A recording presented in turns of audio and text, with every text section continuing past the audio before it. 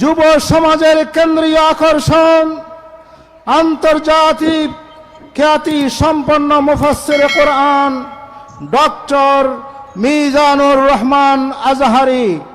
Doctor Mizanur Rahman Azhari এখন আলোচনা পেশ করছেন।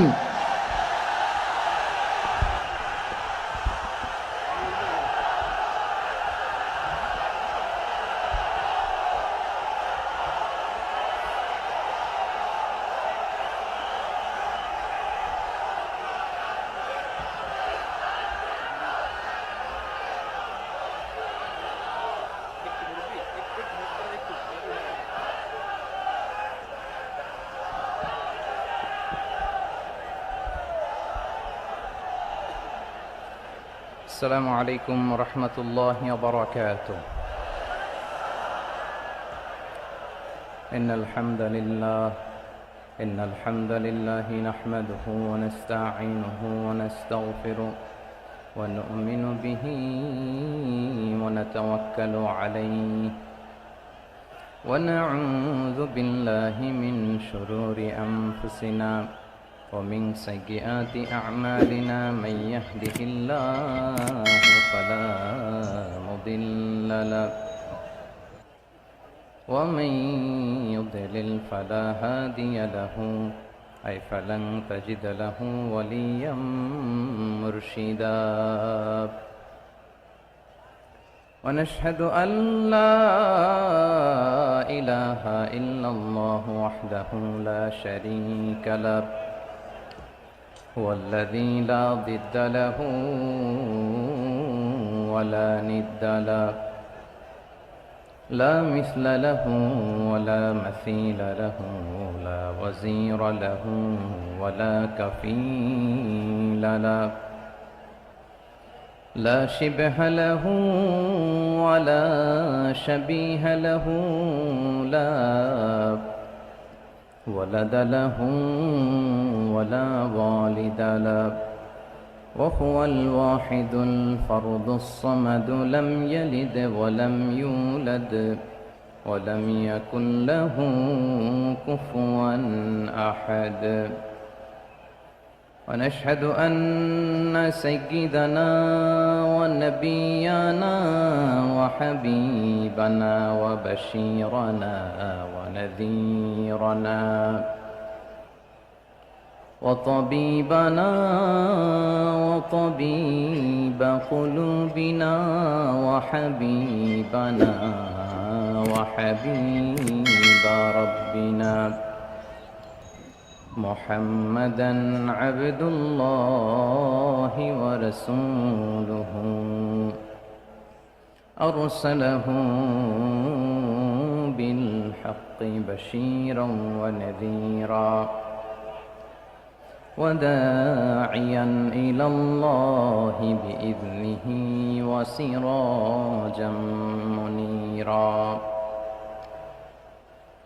أما بعد فقد قال الله تعالى في كلامه المجيد وفي فرقانه الحميد. أعوذ بالله من الشيطان الرجيم. بسم الله الرحمن الرحيم. إن الله يأمر بالعدل والإحسان وإيتاء ذي القربى وينهى عن الفحشاء والمنكر والبغي يعظكم لعلكم تذكرون. إن الله وملائكته يصلون على النبي يا أيها الذين آمنوا صلوا عليه وسلموا تسليما اللهم صل على محمد وعلى آل محمد كما صليت على إبراهيم وعلى آل إبراهيم إنك حميد مجيد اللهم بارك على محمد وعلى آل محمد كما باركت على إبراهيم وعلى آل إبراهيم إنك حميد مجيد সকল প্রশংসার মালিককে, সকল ক্ষমতার উৎসকে।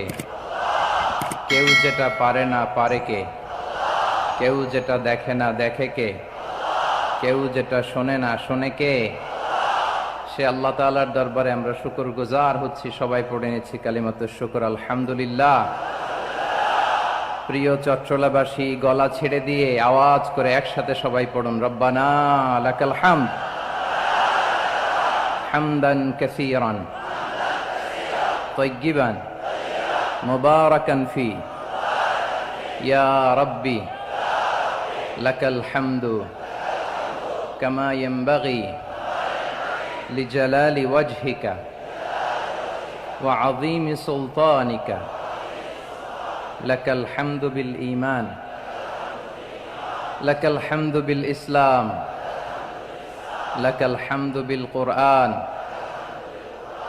আল্লাহ রাব্বুল ইজ্জা ওয়াল জালালের দরবারে শুকরিয়া জ্ঞাপনের পাশাপাশি আমি আজকের এই ঐতিহাসিক চট্টগ্রামের প্যারেড ময়দানে আয়োজিত 5 দিন ব্যাপী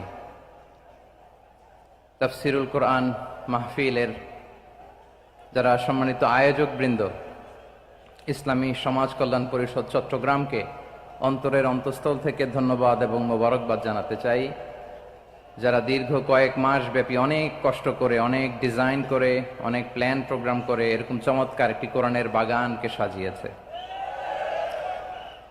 আজকের এই প্রোগ্রামের সম্মানিত সভাপতি, প্রধান অতিথি, বিশেষ অতিথি, মঞ্চে উপবিষ্ট উলামায়ে কেরাম, কমিউনিটি লিডার্স, চট্টগ্রামের বিভিন্ন পর্যায়ের বিভিন্ন দলের সামাজিক, ধর্মীয়, রাজনৈতিক নেতৃবৃন্দ, ব্যবসায়ী ভাইয়েরা, চাকরিজীবী ভাইয়েরা, শ্রমজীবী ভাইয়েরা, ছাত্র ভাইয়েরা, পর্দার আড়ালে আমার মায়েরা এবং বোনেরা, সাংবাদিক বন্ধুরা, মিডিয়া কর্মী, ইউটিউবার্স, ভলান্টিয়ার্স, আপনাদের সবাইকে অন্তরের অন্তঃস্থল থেকে শুভেচ্ছা জানাই, মোবারকবাদ জানাই। আপনারা সবাই কেমন আছেন? সবাই ভালো আছেন? সুস্থ আছেন? দোয়া করি আল্লাহ তাআলা আপনাদের সবাইকে ভালো রাখুন, সুস্থ রাখুন, নিরাপদে রাখুন। আমরা সবাই পড়ি আমিন। সম্মানিত সুধী, হযরতুল আল্লাম শহীদ মরহুম আল্লামা দেলওয়ার হোসেন সাঈদী রাহিমাহুল্লাহ, ওনার স্মৃতি বিজড়িত আজকের এই ঐতিহাসিক প্যারেড ময়দানের তাফসিরুল কোরআনের প্রোগ্রামে সব আছে। স্টেজ আছে, শ্রোতা আছে, প্যান্ডেল আছে, মিডিয়া কাভারেজ আছে, কিন্তু আমাদের কলিজার টুকটাটা আমাদের মাঝে নাই। আজকের এই প্রোগ্রামে আলোচক হয়ে এই চেয়ারে আমি না বসে ওই শ্রোতাদের কাতারে বসে যদি আমাদের আল্লামার নুরানি চেহারার দিকে তাকিয়ে ওয়াজ শুনতে পারতাম, আমাদের হৃদয়টা ঠান্ডা হয়ে যেত, আমাদের তৃষ্ণার্ত হৃদয় শান্ত হতো। সব আজকে আছে, কি যেন নাই, ঠিক কিনা বলেন?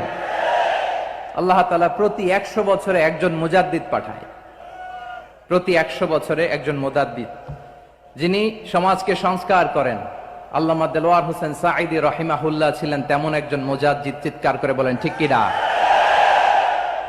উনি শিরক বিদআতের আস্তানাকে তছনছ করে দিয়েছেন, তাওহীদের বাণীকে সমুন্নত করেছেন, গণমানুষের কাছে তাফসিরুল কোরআনকে জনপ্রিয় করেছেন।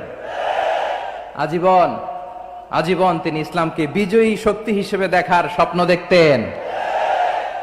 এত প্রাঞ্জল ভাষা, এত চমৎকার আধুনিক প্রেজেন্টেশন, গণমানুষের কাছে কোরআনের তাফসিরকে এভাবে জনপ্রিয় করে তোলার মতো ব্যক্তিত্ব আল্লামা সাঈদী ছাড়া দ্বিতীয় কেউ এই বাংলার ভূখণ্ডে নাই। এই যে তাফসিরুল কোরআন, এই যে টার্মিনোলজি, এই টার্মটাই উনি আসলে জনপ্রিয় করেছেন। আমরা আগে জানতাম না যে এভাবে তাফসির করা যায়, এভাবে scientific indications of the Holi কোরআনকে মানুষের কাছে পেশ করা যায়, এভাবে এত জীবন ঘনিষ্ঠ করে, এত ইন্টারেক্টিভ করে কোরআনের কথাগুলো মানুষের কাছে উপস্থাপন করা যায়। উনি অন্যায়ের বিরুদ্ধে সবসময় সোচ্চার ছিলেন, প্রতিবাদী কণ্ঠস্বর ছিলেন। ওনার আলোচনা শুনলে দেহের রক্ত টকবক করে ফুটতে থাকতো। আল্লাহু আকবার, আল্লাহু আকবার, আল্লাহু আকবার। He was a strong mouthpiece of Islamic revivalism. Islamic জাগরণের স্ট্রং মাউথপিস ছিলেন আল্লামা সাঈদী রাহিমাহুল্লাহ। অনেক দোয়া পেয়েছেন। আমরা পড়েছি, এমন জীবন তুমি করিবে গঠন, মরণে হাসিবে তুমি, কাঁদিবে ভুবন। গোটা বিশ্বকে তিনি কাঁদিয়েছেন। আল্লামা যখন ইন্তেকাল করলেন, আমি তখন মালয়েশিয়া থেকে যুক্তরাষ্ট্রে একটা কনফারেন্সে যোগ দিতে যাচ্ছি, কাতার এয়ারলাইন্সে। মালয়েশিয়া থেকে দোহাতে নামলাম। দোহায় যখন আমার ট্রানজিট, তখন শুনতে পেলাম যে আল্লামা বিদায় নিয়েছেন। সোশ্যাল মিডিয়ায় শুনে বিশ্বাস করতে পারলাম না। মুহূর্তের মধ্যেই মাসুদ সাইদি ভাইকে মেসেজ করলাম, উনি কোনো উত্তর দিতে পারলেন না। মাসুদ ভাইয়ের সাথে যখন কোলাকুলি করি, আমাদের শামীম ভাইয়ের সাথে যখন কোলাকুলি করি, মনে হচ্ছে আল্লামা সাইদির ঘ্রাণ পাই। শরীরটা লিটারালি কাঁপছিল, নিজেকে মানাতে পারছিলাম না, বিশ্বাস করতে পারছিলাম না যে আসলে আল্লামা বিদায় নিয়েছেন। ইন দ্য মিন টাইম আমার সেকেন্ড ফ্লাইট, দোহা টু নিউ ইয়র্ক, 12 ঘন্টার ফ্লাইটে উঠলাম। ইন্টারনেট থেকে বিচ্ছিন্ন হলাম। নামার পরে শুনলাম আল্লাহু আকবার, যেখানে ওনাকে কবরস্থ করার কথা ছিল সেখানেও কবর দিতে দেয়া হয় নাই। ছবিগুলো দেখতে লাগলাম, হাসিমাখা মুখ, হাসিমাখা নিথর দেহটা, মরণে হাসিবে তুমি, কাঁদিবে ভুবন। From east to west, from north to south, the entire globe, গোটা বিশ্ব ওনার জন্য কেঁদেছে, গোটা বিশ্ব কেঁদেছে। কাবার গিলাফ ধরে ধরে মানুষ চিৎকার করেছে। এর চেয়ে শ্রেষ্ঠ মৃত্যুকার হতে পারে? আমাদের আল্লামার আর কি পাওয়ার ছিল বলেন? আর কি পাওয়ার ছিল? কুল্লু নাফসিন যায়িকাতুল মাউত, যারাই দুনিয়াতে আসবে তারা ইন্তেকাল করবে, এটা আমরা মেনে নেই, এটা আমরা জানি। কিন্তু অবাক করা বিষয় হচ্ছে, আমরা আজও জানি না আমাদের আল্লামার মৃত্যু কি স্বাভাবিক হয়েছে নাকি এটা পরিকল্পিত মেডিকেল কিলিং ছিল। এটা যে পরিকল্পিত মেডিকেল কিলিং ছিল, এটা ধারণা করার পেছনে অনেক কারণ আছে। তিনি আধিপত্যবাদের বিরুদ্ধে সোচ্চার ছিলেন, ফ্যাসিবাদের বিরুদ্ধে সোচ্চার ছিলেন, রাজনৈতিক প্রতিহিংসার শিকার ছিলেন।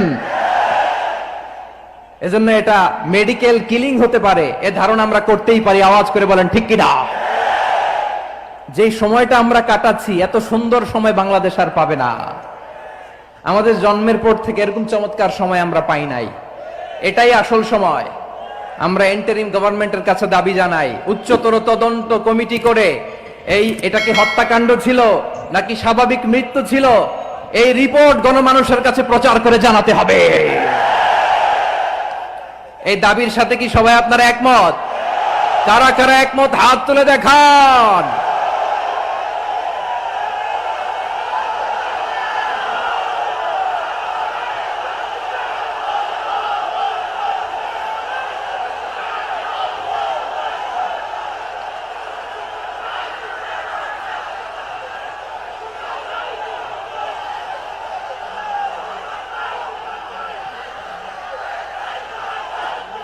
আমার প্রিয় ভাইয়েরা, প্রিয় চট্টলাবাসী, আল্লাহ তাআলা তার এই মুখলেস গোলামকে তার জান্নাতুল ফেরদাউসের মেহমান হিসেবে কবুল করুক, তার জীবনের সকল খেদমাগুলোকে কবুল করুক, জান্নাতুল ফেরদাউসের আলা মাকামে তাকে মেহমান হিসেবে কবুল করুক। আল্লামা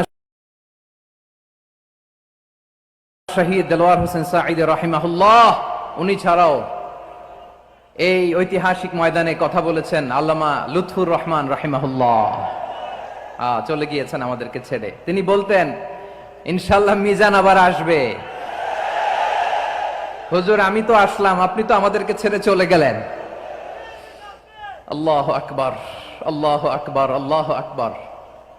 গলায় কোনো সুর ছিল না, সুর দিয়ে কথা বলতেন না, কিন্তু এত চমৎকার শব্দের বুনন, এত চমৎকার প্রেজেন্টেশন, এত চমৎকার ভাবে ঐতিহাসিক বর্ণনাগুলো তিনি উপস্থাপন করতেন। মন্ত্রমুগ্ধ হয়ে আমরা আল্লামা লুৎফুর রহমানের কথা শুনেছি। আমরা হযরতুল আল্লাম লুৎফুর রহমান রাহিমাহুল্লাহর জন্য এই বিশাল ময়দান থেকে দোয়া করছি, আল্লাহ তাআলা তুমি তোমার এই খাদেমকে জান্নাতের মেহমান হিসেবে কবুল করে নাও। আরো অনেক আল্লামারা এখানে কথা বলেছেন, বিশেষ করে বাইতুল শরফের মরহুম পীর সাহেব হুজুর থেকে শুরু করে আরো যারা যারা তারকাতুল্য ওলামায়ে কেরাম এই চট্টগ্রামের ময়দানে কথা বলেছেন, আলো ছড়িয়েছেন। আমরা এই লক্ষ লক্ষ তাওহীদি জনতাকে নিয়ে তাদের জন্য দোয়া করছি, আল্লাহ তাআলা ওনাদের জীবনের সকল ভুল ত্রুটি ক্ষমা করে দিয়ে তাদেরকে জান্নাতুল ফেরদাউসের মেহমান বানিয়ে নিক। আমরা এই ঐতিহাসিক প্যারেড ময়দানের প্রোগ্রাম থেকে স্মরণ করতে চাই 24-এর ছাত্র নাগরিক অভ্যুত্থানে আমার যে সমস্ত ছাত্র নাগরিক ভাইয়েরা দেহের তাজা রক্ত বিলি দিয়ে নতুন বাংলাদেশ আমাদেরকে উপহার দিয়েছে। বিশেষ করে আপনাদের এই চট্টগ্রামের শহীদ ফয়সাল, শহীদ ওয়াসিম সহ সকল শহীদকে আল্লাহ তাআলা কবুল করুক, আমরা সবাই পড়ি আমিন। প্রিয় ভাইয়েরা, আমি নগণ্য একজন কোরআনের ছাত্র, এত বিশাল মঞ্চে এত বড় প্ল্যাটফর্মে কথা বলা আমার জন্য সাজে না। তারপরও আমাদের মুরব্বীরা আমাদের ডানে বায়ে বসে আছেন, ওনাদের আদেশ ক্রমে, ওনাদের অনুমতি ক্রমে কিছু কথা আজকের এই ঐতিহাসিক প্রোগ্রামে আপনাদের সামনে উপস্থাপন করার চেষ্টা করব। ওমা তৌফিকি ইল্লা বিল্লাহ। প্রিয় ভাইয়েরা, 5 দিন ব্যাপী এই তাফসিরুল কোরআনের প্রোগ্রামে অনেক ওলামা হযরত কথা বলেছেন। যারা কোরআন সুন্নাহ থেকে আমাদেরকে কোরআনের কথাগুলো শোনালেন, আমরা যেন সেগুলো আমল করতে পারি, আল্লাহ আমাদেরকে তৌফিক দান করুক। শুরুতে আমাদের নিয়তটাকে খালেস করে নেওয়া দরকার। এই যে গ্যাদারিং, এই যে হিউজ শোডাউন, এগুলো যদি আমাদের নিজেদেরকে পরিবর্তন না করে তাহলে এতে কোনো লাভ নাই। জোরে বলেন ঠিক কিনা? এই প্রোগ্রাম যদি আমাদের জীবনকে পরিবর্তন করে, আমাদের চিন্তার ডিএনএ কে চেঞ্জ করে দেয়, তাহলেই চট্টগ্রামের প্যারেড ময়দান সার্থক। আসুন আমরা চিন্তাকে খালেস করে নেই। আমরা সবাই নিয়ত করি যে যতটুকু কথা আমরা কোরআনের আলোকে শুনবো, আমলের নিয়তে শুনবো ইনশাআল্লাহ। বলেন সবাই। আপনারা সবাই ঠিকঠাক আছেন তো? কখন আসছেন আপনারা? সবাই আসছেন কখন? সকালে, কেউ দুপুরে, 9টায়? আল্লাহ আল্লাহ আল্লাহ। দুপুরের খাবার খাওয়ার সুযোগ হয়েছিল? খান নাই? রোজা রাখছেন? আহা, আমি কি দিয়ে বিদায় দেব আমার এই ভাইগুলোরে? আল্লাহ তুমি আমার ভাইগুলোরে কবুল করো। ইসলামের পক্ষের এই গণজোয়ারকে আগামীর বাংলাদেশের ইসলামের জন্য তুমি কবুল করো। যেই ভালোবাসা ইসলামের জন্য হয়, যেই গণজোয়ার কোরআনের জন্য হয়, পৃথিবীর কোন শক্তি দিয়ে সেটাকে আটকানো যায় না। জোরে বলেন ঠিক কিনা? এজন্য গ্রাজুয়ালি, সিস্টেম্যাটিক্যালি, মেথোডোলজিক্যালি আমাদেরকে আগাতে হবে, শুধু আবেগ দিয়ে নয়। বিবেকেরও দরকার আছে না নাই? প্রিয় ভাইয়েরা, আসুন, আমাদের কথা অনেক বেশি, সময় অনেক কম। আমরা আর কাল বিলম্ব না করে মহাবিশ্বয় মহাগ্রন্থ আল কোরআন আল কারীম থেকে কিছু কথা শুনি। আমি যে টপিকটা নিয়ে আজকের ঐতিহাসিক চট্টগ্রামের প্যারেড ময়দানের তাফসিরুল কোরআন প্রোগ্রামে আলোচনা করব, সেটা হচ্ছে সূরাতু আন-নাহলের 90 নম্বর আয়াত নিয়ে কিছু কথা আমরা উপস্থাপন করবার চেষ্টা করব ইনশাআল্লাহ। আমার খুতবার শুরুতেই আপনারা মোটামুটি আন্দাজ করে ফেলেছেন যে আমি কি নিয়ে আলোচনা করব, কারণ যে আয়াতটি আমি তেলাওয়াত করেছি এই আয়াতটি প্রায়শই এই ভূখণ্ডে, এই বাংলাদেশে জুমার দিনে খতিব সাহেবরা দ্বিতীয় খুতবা শেষের দিকে পড়ে না? কি কমন পড়ছে? ইন্নাল্লাহা ইয়া'মুরু বিল আদলি ওয়াল ইহসান ওয়া ইতা'i যিল কুরবা ওয়া ইয়ানহা আনিল ফাহশাই ওয়াল মুনকারি ওয়াল বাগি ইয়া'iদুকুম লাআল্লাকুম তাযাক্কারুন। মুখস্থ আছে না সবার? আসুন আমরা এই আয়াতের সরল অর্থ, এর মর্মবাণী, এর সংক্ষিপ্ত তাফসীর সবাই মিলে আজকের এই প্রোগ্রাম থেকে উদ্ধার করার চেষ্টা করি। আপনারা মনোযোগী আছেন তো? ইনশাআল্লাহ। এই আয়াতটা অনেক কম্প্রিহেন্সিভ একটা আয়াত। সাইয়েদনা আব্দুল্লাহ ইবনে মাসউদ রাদিয়াল্লাহু তাআলা আনহু উনি বলেছেন, ইন্নাহা মিন আজমাই আয়াতিল কুরআন। এটা কোরআনের সবচেয়ে জামে মানে আয়াত। যদিও ছোট্ট আয়াত, অল্প কিছু কথামালা, কিন্তু তিনি বলতেন এটা কোরআনের সবচাইতে জামে মানে সবচেয়ে কম্প্রিহেন্সিভ একটা আয়াত, যেখানে কথা কম, শব্দ কম, কিন্তু এটার দোতনা, এটার আবেদন, এটার মিনিং অনেক বেশি। সুবহানাল্লাহ। এই আয়াতে আল্লাহ তাআলা বেসিক্যালি আমাদেরকে 3টা বিষয়ে আদেশ করেছেন আর 3টা বিষয়ে বারণ করেছেন, মানে নিষেধ করেছেন। আওয়াজ করে বলুন, আদেশ করেছেন কয়টা? প্রিয় চট্টলার ভাইয়েরা, আমার মতো এই যে 3 আঙ্গুল উঁচু করে বলেন, আদেশ করেছেন কয়টা? আবার নিষেধও কয়টা? মানবো তো আমরা ইনশাআল্লাহ? বলেন সবাই। 3 do's and 3 don'ts, do's and don'ts, 3টা আদেশ 3টা নিষেধ। এই 3টা আদেশ আর 3টা নিষেধের ভেতরে আল্লাহ তাআলা গোটা ইসলামী শরিয়ার মূল নির্যাসকে ঢুকিয়ে দিয়েছেন। সুবহানাল্লাহ। এই ছোট্ট একটা আয়াতে গোটা ইসলামী শরিয়ার the gist, the cream of the creams, গোটা ইসলামী শরিয়ার মূল নির্যাসকে আল্লাহ ঢুকিয়ে দিয়েছেন। 3টা আদেশ আর 3টা নিষেধ। আসুন আমরা সরাসরি কোরআন থেকে শুনি, সবাই পড়ুন। আউযু বিল্লাহি মিনাশ শাইতানির রাজীম। বিসমিল্লাহির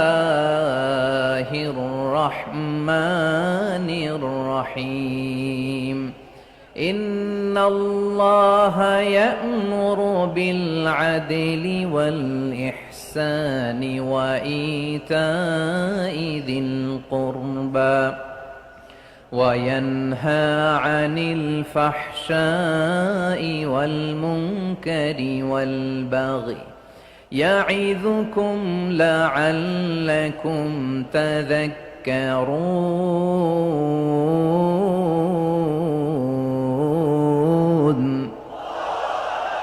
আল্লাহ তাআলা ইরশাদ করছেন, ইন্নাল্লাহা ইয়া'মুরু বিল আদলি ওয়াল ইহসান, নিশ্চয় আল্লাহ তাআলা তোমাদেরকে ন্যায় বিচারের আদেশ দেন, সদাচরণের আদেশ দেন, নিকটাত্মীয়দেরকে দানের আদেশ দেন। আদেশ কয়টা?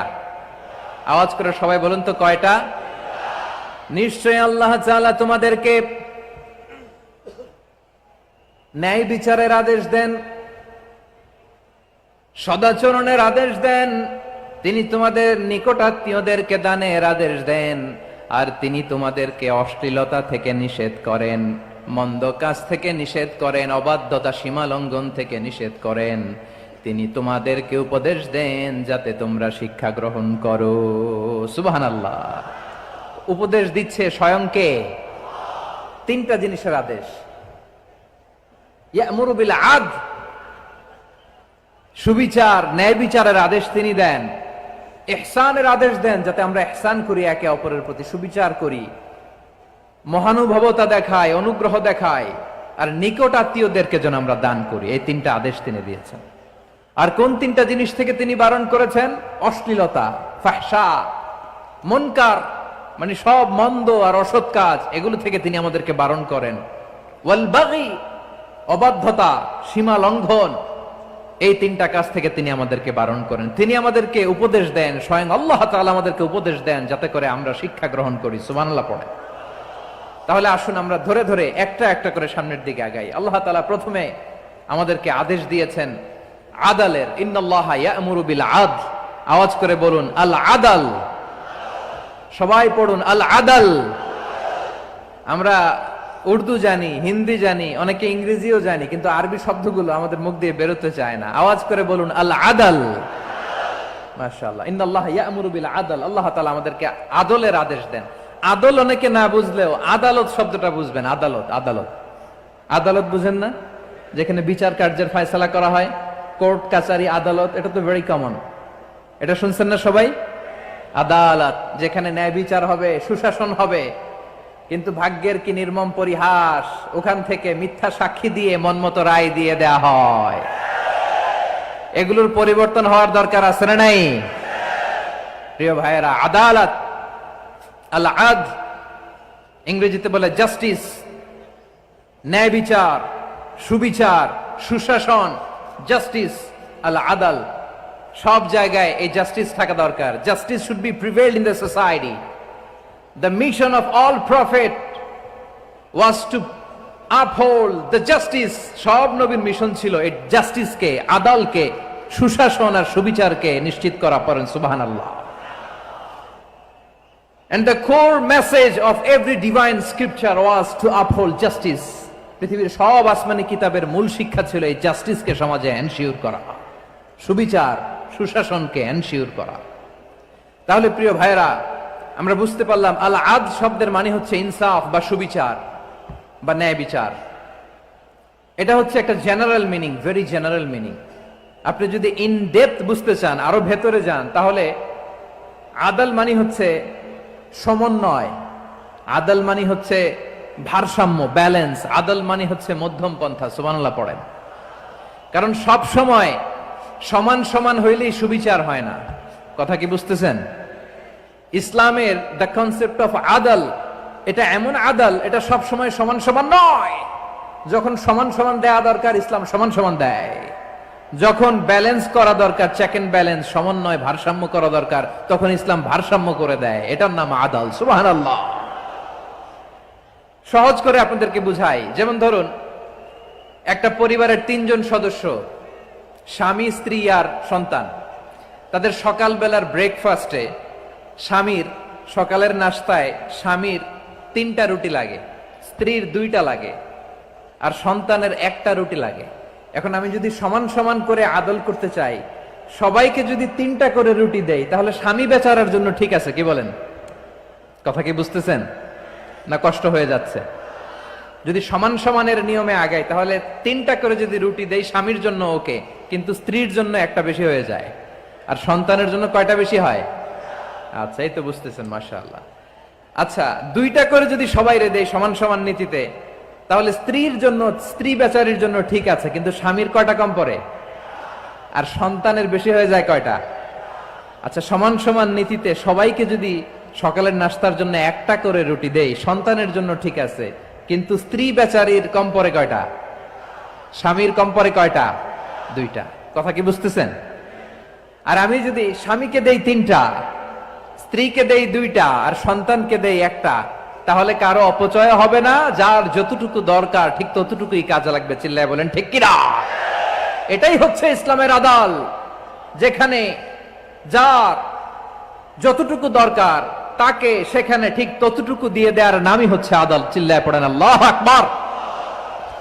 রব্বুল আলামিন বলেন, ইউসিকুমুল্লাহু ফি আওলাদিকুম লিযযাকারি মিসলু হাযযিল উনসায়াইন। আল্লাহ তোমাদেরকে ওসিয়ত করেন, তোমাদেরকে আদেশ দেন, উত্তরাধিকার সম্পদ যখন বন্টন হবে, ছেলেরা যতটুকু পাবে, মেয়ে পাবে তার অর্ধেক। সুবহানাল্লাহ বলেন। দেখেন, ছেলে যদ্দূর, মেয়ে অর্ধেক, ছেলে ডবল পাবে। আপাত দৃষ্টিতে মনে হয় এখানে অবিচার হয়েছে, কিন্তু আসলে কি অবিচার হয়েছে? আপনি বিয়ের ক্ষেত্রে যান, ওইখানে আবার ছেলে মোহরানা দেয়, মেয়ে সেখানে মোহরানা পায়। তাহলে চেক এন্ড ব্যালেন্স, ভারসাম্য, ব্যালেন্স, মধ্যম পন্থা এখানে আছে না নাই?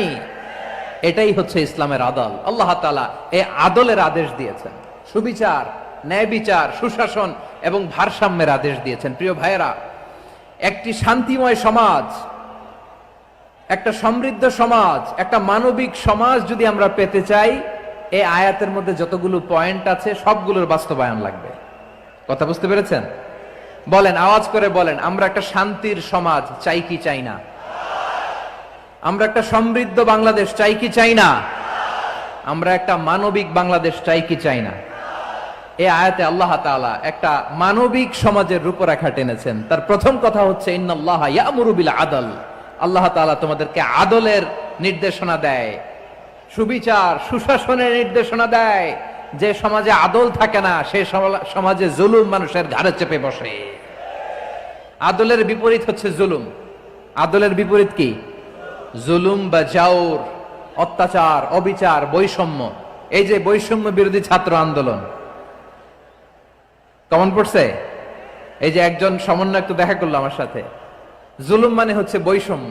বৈষম্যের স্থান ইসলামে নাই, অবিচারের স্থান ইসলামে নাই, জুলুমের স্থান ইসলামে নাই। আল্লাহ তাআলা বলেন যে আমি জুলুমকে নিজের জন্য হারাম করেছি এবং তোমাদের জন্য হারাম করেছি। বিশ্বনবী ফরমান, আল্লাহ তাআলা বলেন হাদিসে কুদসিতে, ইয়া ইবাদি ইন্নী হারামতু যুলমা আলা নাফসি ওয়া জাআলতুহু বাইনাকুম মুহাররামান ফালা তাযালামু। আমার গোলামেরা শোনো, নিশ্চয় আমি আল্লাহ তাআলা জুলুমকে আমি আমার উপরে হারাম করেছি, অনুরূপভাবে জুলুম করাকে তোমাদের উপরেও হারাম করেছি। ফলে ফালা তাযালামু, তোমরা একে অপরের সাথে জুলুম করো না। নির্দেশনাটা কার? খবরদার, জুলুমের সাথে আমাদের কোনো সম্পর্ক নাই। আল্লাহ তাআলা আদলের আদেশ দিয়েছেন, আদালতের আদেশ দিয়েছেন, সুশাসনের, ন্যায় বিচারের আদেশ দিয়েছেন। ইন্নাল্লাহা ইয়ামুরু বিল আদল, আমাদেরকে আদল প্রতিষ্ঠা করতে হবে। জুলুমের সাথে ইসলামের কোনো সম্পর্ক নাই। আল্লাহ তাআলা জালিমদের জন্য কঠিন শাস্তি প্রস্তুত করে রেখেছেন। যারা এই আদলকে ভুলুণ্ঠিত করে জুলুমের রাস্তায় হাঁটতে চায়, তাদের প্রাপ্য কিয়ামতের ময়দানে বুঝিয়ে দিবে কে? আল্লাহ তাআলা তাদের প্রাপ্যকে বুঝিয়ে দিবেন। এজন্য বিশ্বনবী বলে, খবরদার, তোমরা ইনসাফ করবে, আদল করবে, জুলুম করবে না। আয-যুলমু যুলুমাতুন ইয়াউমাল কিয়ামা, জুলুম কিয়ামতের দিন অন্ধকার হয়ে জালিমের ঘাড়ে চেপে বসবে। আবার বিশ্বনবী বলতেন, ইত্তাকি দাওয়াতাল মাজলুম, খবরদার, তোমরা মজলুমের কান্নাকে ভয় করো। ফাইন্নাহু লাইসা বাইনাহু ওয়া বাইনাল্লাহি হিজাব, কেননা মজলুমের কান্নার মাঝে আর আল্লাহর আরশের মাঝে কোনো পর্দা থাকে না। বিশ্বাস হয়? এই কথা বিশ্বাস হয়? এর জলজ্যান্ত প্রমাণ তো আমরা নিজেরাই দেখলাম। হ্যাঁ, মজলুমের কান্না ফুলে ফেপে মহিরুহ হয়ে, পাহাড়ের মতো হয়ে, বিস্ফোরিত হয়ে জালিমের মসনদকে ছারখার করে দিয়েছে। এর প্রমাণ তো আমরা নিজেরাই তো দেখলাম। জালিমের পরিণতি কি হয় আমরা জীবদ্দশাই তো দেখলাম। এমনও কোনো জুলুম নাই যে হয় নাই, ঠিক কিনা বলেন? আহারে জুলুম, আহারে জুলুম। রিসেন্টলি আয়না ঘরের কিছু ছবি প্রকাশিত হয়েছে সোশ্যাল মিডিয়ায়, দেখেছেন আপনারা? হ্যাঁ, ছোট্ট একটা জায়গা, স্বাধীন মানুষকে প্রাণীর মতো, পাখির মতো খাঁচায় বন্দী করে রেখেছে। কখন দিন কখন রাত কিচ্ছু জানে না, কখন দিন কখন রাত কিছু জানে না। বছরের পর বছর কেটে গিয়েছে। এক্সট্রা জুডিশিয়াল কিলিং এর কোনো হিসাব নাই, বিচার বহির্ভূত হত্যা, এনফোর্স ডিসঅ্যাপিয়ারেন্স, গুম, যেটা সবচাইতে বড় মানবতা বিরোধী অপরাধ। কত মানুষ যে গুম হয়েছে তার কোনো ইয়ত্তা নাই। যেই ফ্যামিলির সদস্য গুম হয়েছে, তারা কি ওই লোকটার জন্য মাগফিরাতের দোয়া করবে নাকি সুস্বাস্থ্যের দোয়া করবে তারা নিজেরাও জানতো না, কারণ জানে না ও বেঁচে আছে না মরে গেছে। আহা, বিডিআর নওজোয়ানদের যারা ছাড়া পেল দেখলাম, বিনা অপরাধে, কোনো অন্যায় ছাড়া, অপরাধ ছাড়া তাদের জীবন থেকে, তাদের তারুণ্যের, তাদের যৌবনের 15 বছর, 16 বছর, 17 বছর নাই। 6 মাস বয়সের ছোট বাচ্চাকে রেখে জেলে গেছে। 6 মাসের মেয়ে বেরোয় দেখে মেয়ের বয়স 17 বছর। মেয়ে বাবারে চিনে না, বাবা মেয়েরে চিনে না। মেয়েকে এখন বিয়ে দিয়ে আরেক ছেলের হাতে তুলে দিবে।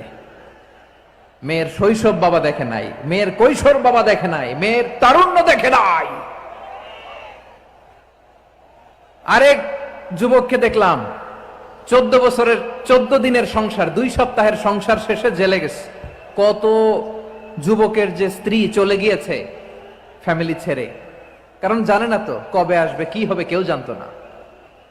দাম্পত্য জীবনের মাত্র 14 দিনের স্মৃতি, এই স্মৃতিকে আঁকড়ে ধরে এক বোন 16টা বছর, 17টা বছর কাটিয়ে দিয়েছে। আমি নিউজটা দেখে ভাবলাম, আমার এই বোনের প্রতিটি দিন কিভাবে কেটেছে, প্রতিটি রাত কিভাবে কেটেছে, প্রতিটি ক্ষণ কিভাবে কেটেছে। বিশ্বনবী বলেছেন, ইত্তাকি দাওয়াতাল মাজলুম ফাইন্না লাইসা বাইনাহু ওয়া বাইনাল্লাহি হিজাব, মাজলুমের কান্নাকে ভয় করো, কারণ মাজলুমের কান্না আর আল্লাহর মাঝে কোনো পর্দা থাকে না।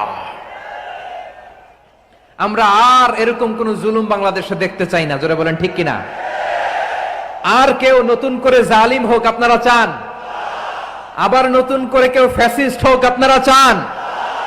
এক দল আরেক দলকে নিশ্চিহ্ন করার রাজনীতিতে মেতে উঠুক, এটা আপনারা চান? আমরা বাংলাদেশকে আদল দিয়ে সাজাতে চাই। আমরা এই 56,000 বর্গ মাইলের প্রতিটা ইঞ্চি মাটিকে কোরআনের আইন দিয়ে সাজাতে চাই। রাজি আছেন আপনারা? কারা কারা রাজি দেখান হাত তুলে আল্লাহকে।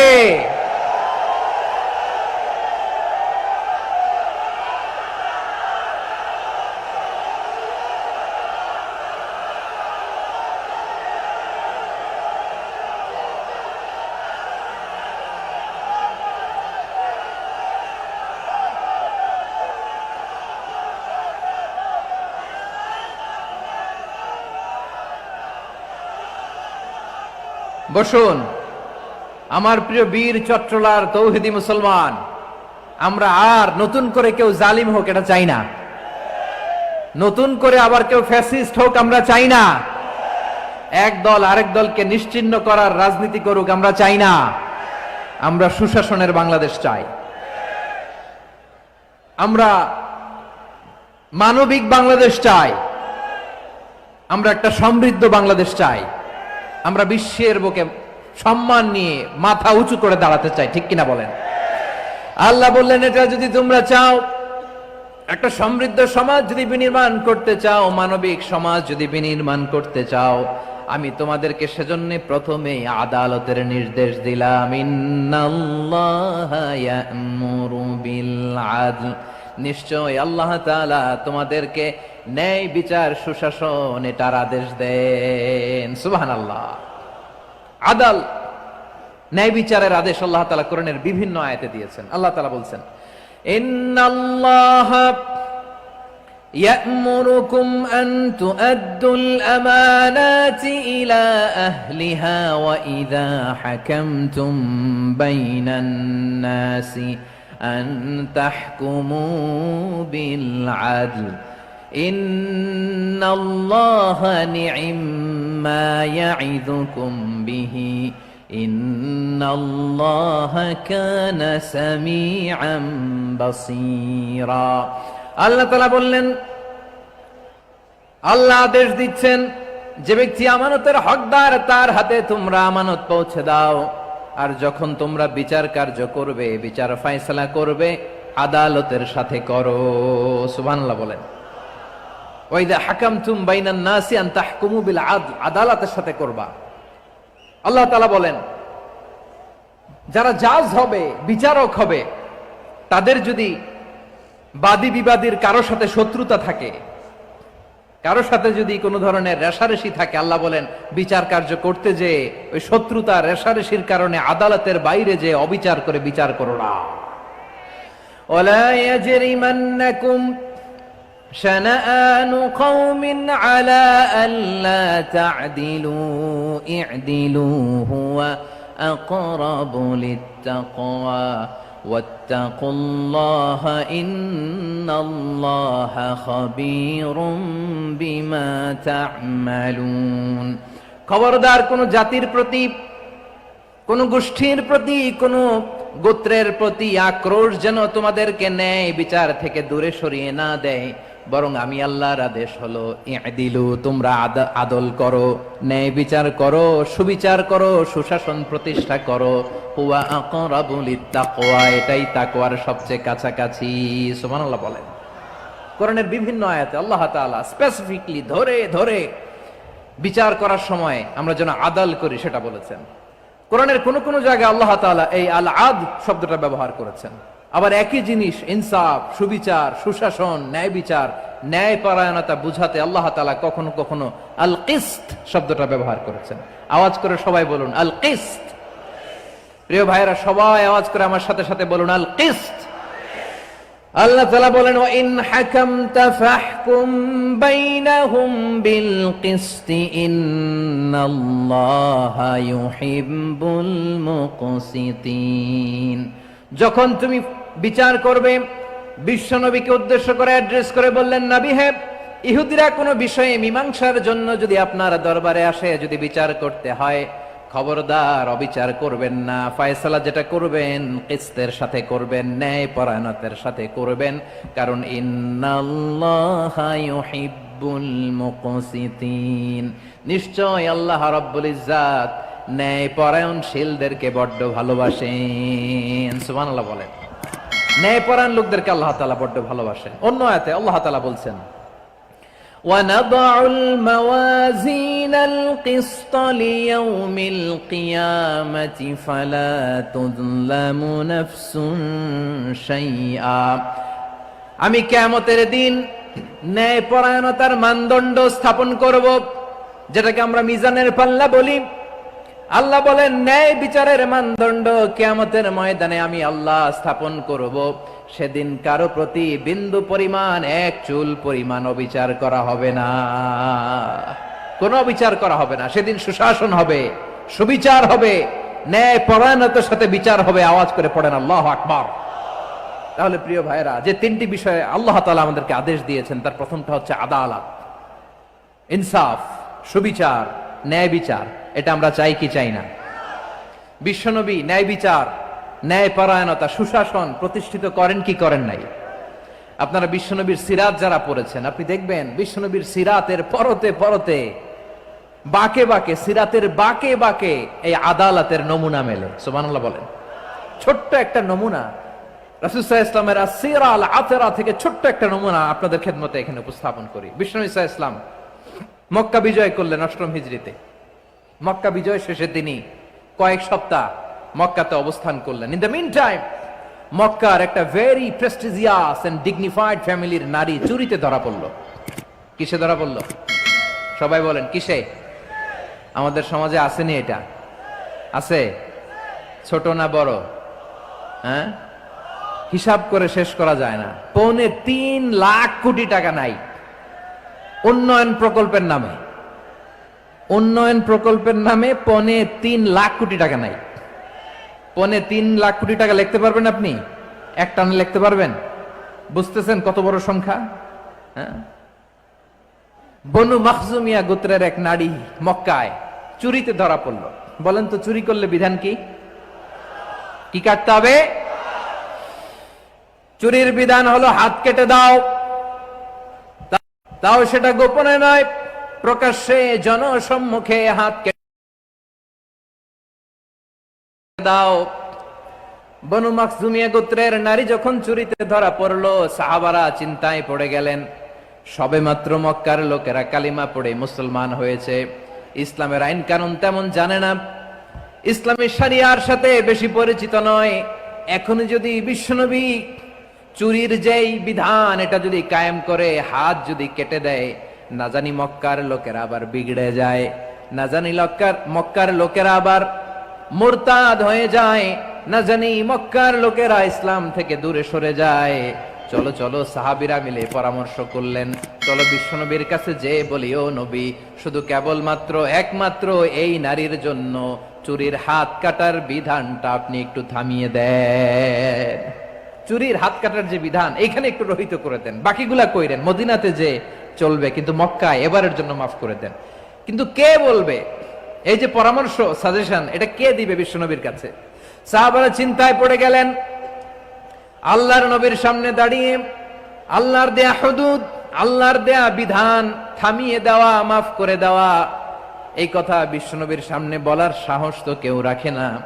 কেউ কেউ বলল, বিশ্বনবীর পালক পুত্র যায়েদ বিন হারেসার সন্তান উসামারে বিশ্বনবী নাতির মতো আদর করে, বড্ড বেশি ভালোবাসে উসামারে। এজন্য সাহাবারা উসামাকে বলতো হিব্বু রাসূলিল্লাহ, বিশ্বনবীর ভালোবাসা। কি বলতো? সাহাবীরা বললেন, বিশ্বনবীর ভালোবাসা হিব্বু রাসূলিল্লাহ, উসামারে পাঠাও। উসামারে বিশ্বনবী নাতির মতো স্নেহ করে, মায়া করে, ভালোবাসে। আমরা পারবো না, উসামা পারবে। সবাই মিলে ফুলিয়ে ফুসিয়ে ওসামাকে, ছোট্ট ওসামাকে রাজি করালো। ওসামা এমন এমন কথা যে তুমি বিশ্বনবীর কাছে বলতে হবে, পারবা নাকি? ওসামা বলে, পারবো। সাইয়েদনা ওসামা রাদিয়াল্লাহু তাআলা আনহু তরুণ সাহাবী বিশ্বনবীর কাছে গেলেন, যে বললেন, নবী, বনু মাখজুমিয়া গোত্রের এক নারী চুরিতে ধরা পড়েছে, এবারের জন্য কি এই মহিলাটারে মাফ করে দিলে হয় না? এবারের জন্য একটু ক্ষমা করা যায় না নবী? বিশ্বনবী বলেন, আতাশফাউ ফি হাদ্দিম মিন হুদুদিল্লাহ, তোমার এত বড় সাহস উসামা, তুমি আল্লাহর হাত, আল্লাহর দেয়া বিধান, এটার ব্যাপারে সুপারিশ করতে এসেছো? তোমরা কি জানো তোমাদের আগে যত কওম, যত গোত্র, যত জনপদ ধ্বংস হয়েছে তার কারণ ছিল তাদের মধ্যে গরিবরা অন্যায় করলে তারা বিচার করত, আর ধনীরা অন্যায় করলে তারা মাফ করে দিত। খবরদার! ওয়া আইমুল্লাহ লাউ আন্না ফাতিমাতা বিনতি মুহাম্মাদিন সারাকাত লাকাতা মুহাম্মাদুন ইয়াদাহা। বিশ্বনবী বললেন, আরে ওসামা, বানু মাখজুমিয়ার ওই প্রেস্টিজিয়াস এন্ড ডিগনিফাইড ফ্যামিলির মেয়ে তো দূর কি বাত, অনেক দূরের কথা। জেনে রেখো ওসামা, আমার কলিজার টুকরা নয়নের পুটুলি ফাতেমাও যদি মক্কার জমিনে আজকে এই চুরির দায়ে ধরা পড়তো, আমি বিশ্বনবী মুহাম্মাদুর রাসূলুল্লাহ ধরে ফাতেমার ডান হাতটা কেটে দিতে এক বিলম্ব দেরি করতাম না। ইন্নাল্লাহা ইয়া'মুরু বিল আদল, আমাদেরকে জাস্টিস শিখায়। পশ্চিমারা আমাদেরকে ইনসাফ শিখায়, আমাদেরকে সুশাসন শিখায়। আর ইনসাফ, সুশাসন, ন্যায় বিচার, সুবিচার, জাস্টিস কারে বলে বিশ্বনবীর বায়োগ্রাফি থেকে জেনে নাও। এই ছিল বিশ্ব ইসলামের আদালতের নমুনা। আপনি যদি সাইয়েদনা ওমর ফারুকের জীবনের দিকে তাকান, এমন কঠোর, এমন বীর সেনানী ছিলেন। সাইয়েদনা ওমর ফারুক যদি রাস্তার এই মাথা দিয়ে হাঁটা শুরু করতেন, শয়তান ওমর ফারুককে দেখলে ওই রাস্তা রেখে দিয়ে অন্য রাস্তা দিয়ে হাঁটতো। সুবহানাল্লাহ। ওমর ফারুক রাদিয়াল্লাহু তাআলা আনহু কি পার্সোনালিটি ছিল, কি পার্সোনালিটি। আমাদের এলাকায় ছোট বাচ্চারা রাতে ভাত খেতে চায় না, আমার মেয়েটাও খেতে চায় না। এই এটা দিব, ওইটা দিব, আজকে মাহফিলে আসার সময় বলে দিছে লিস্ট করে এটা এটা আনতে হবে। তো ছোট্ট বাচ্চাদের অনেক বায়না থাকে, ওরা রাতে খেতে চায় না। তো মায়েরা বিভিন্ন ভয় দেখায়, এই বাঘ আসবে, বাঘ আসবে খাও, এই ভূত আসবে, ভূত আসবে খাও। আপনারা কি বলেন চট্টগ্রামে? কি আসবে? হ্যাঁ, ভূত, ভূত, ভূত আসবে, বাঘ আসবে, খাও খাও খাও, তাড়াতাড়ি খাও। তো বাচ্চারা এগুলো শুনে ভয়ে খেতে শুরু করে। মদিনার জমিনেও একই ঘটনা ঘটতো। মদিনার ছোট্ট ছোট্ট সোনামণিরা খেতে চাইতো না। তো মায়েরা বলতো, হা হুয়া ইয়াতি উমর, হা হুয়া ইয়াতি উমর, ওই যে উমর আসতেছে, উমর। ওমরে ফারুকের কথা শুনলে বাচ্চারা একেবারে ঠান্ডা। সুবহানাল্লাহ পড়বেন না? প্রভু তুমি বলেছ রাসূল দেবে না, বলনি দেবে না ওমর, বলনি দেবে না হামজা তারিক, খালিদ বিজয় সমর।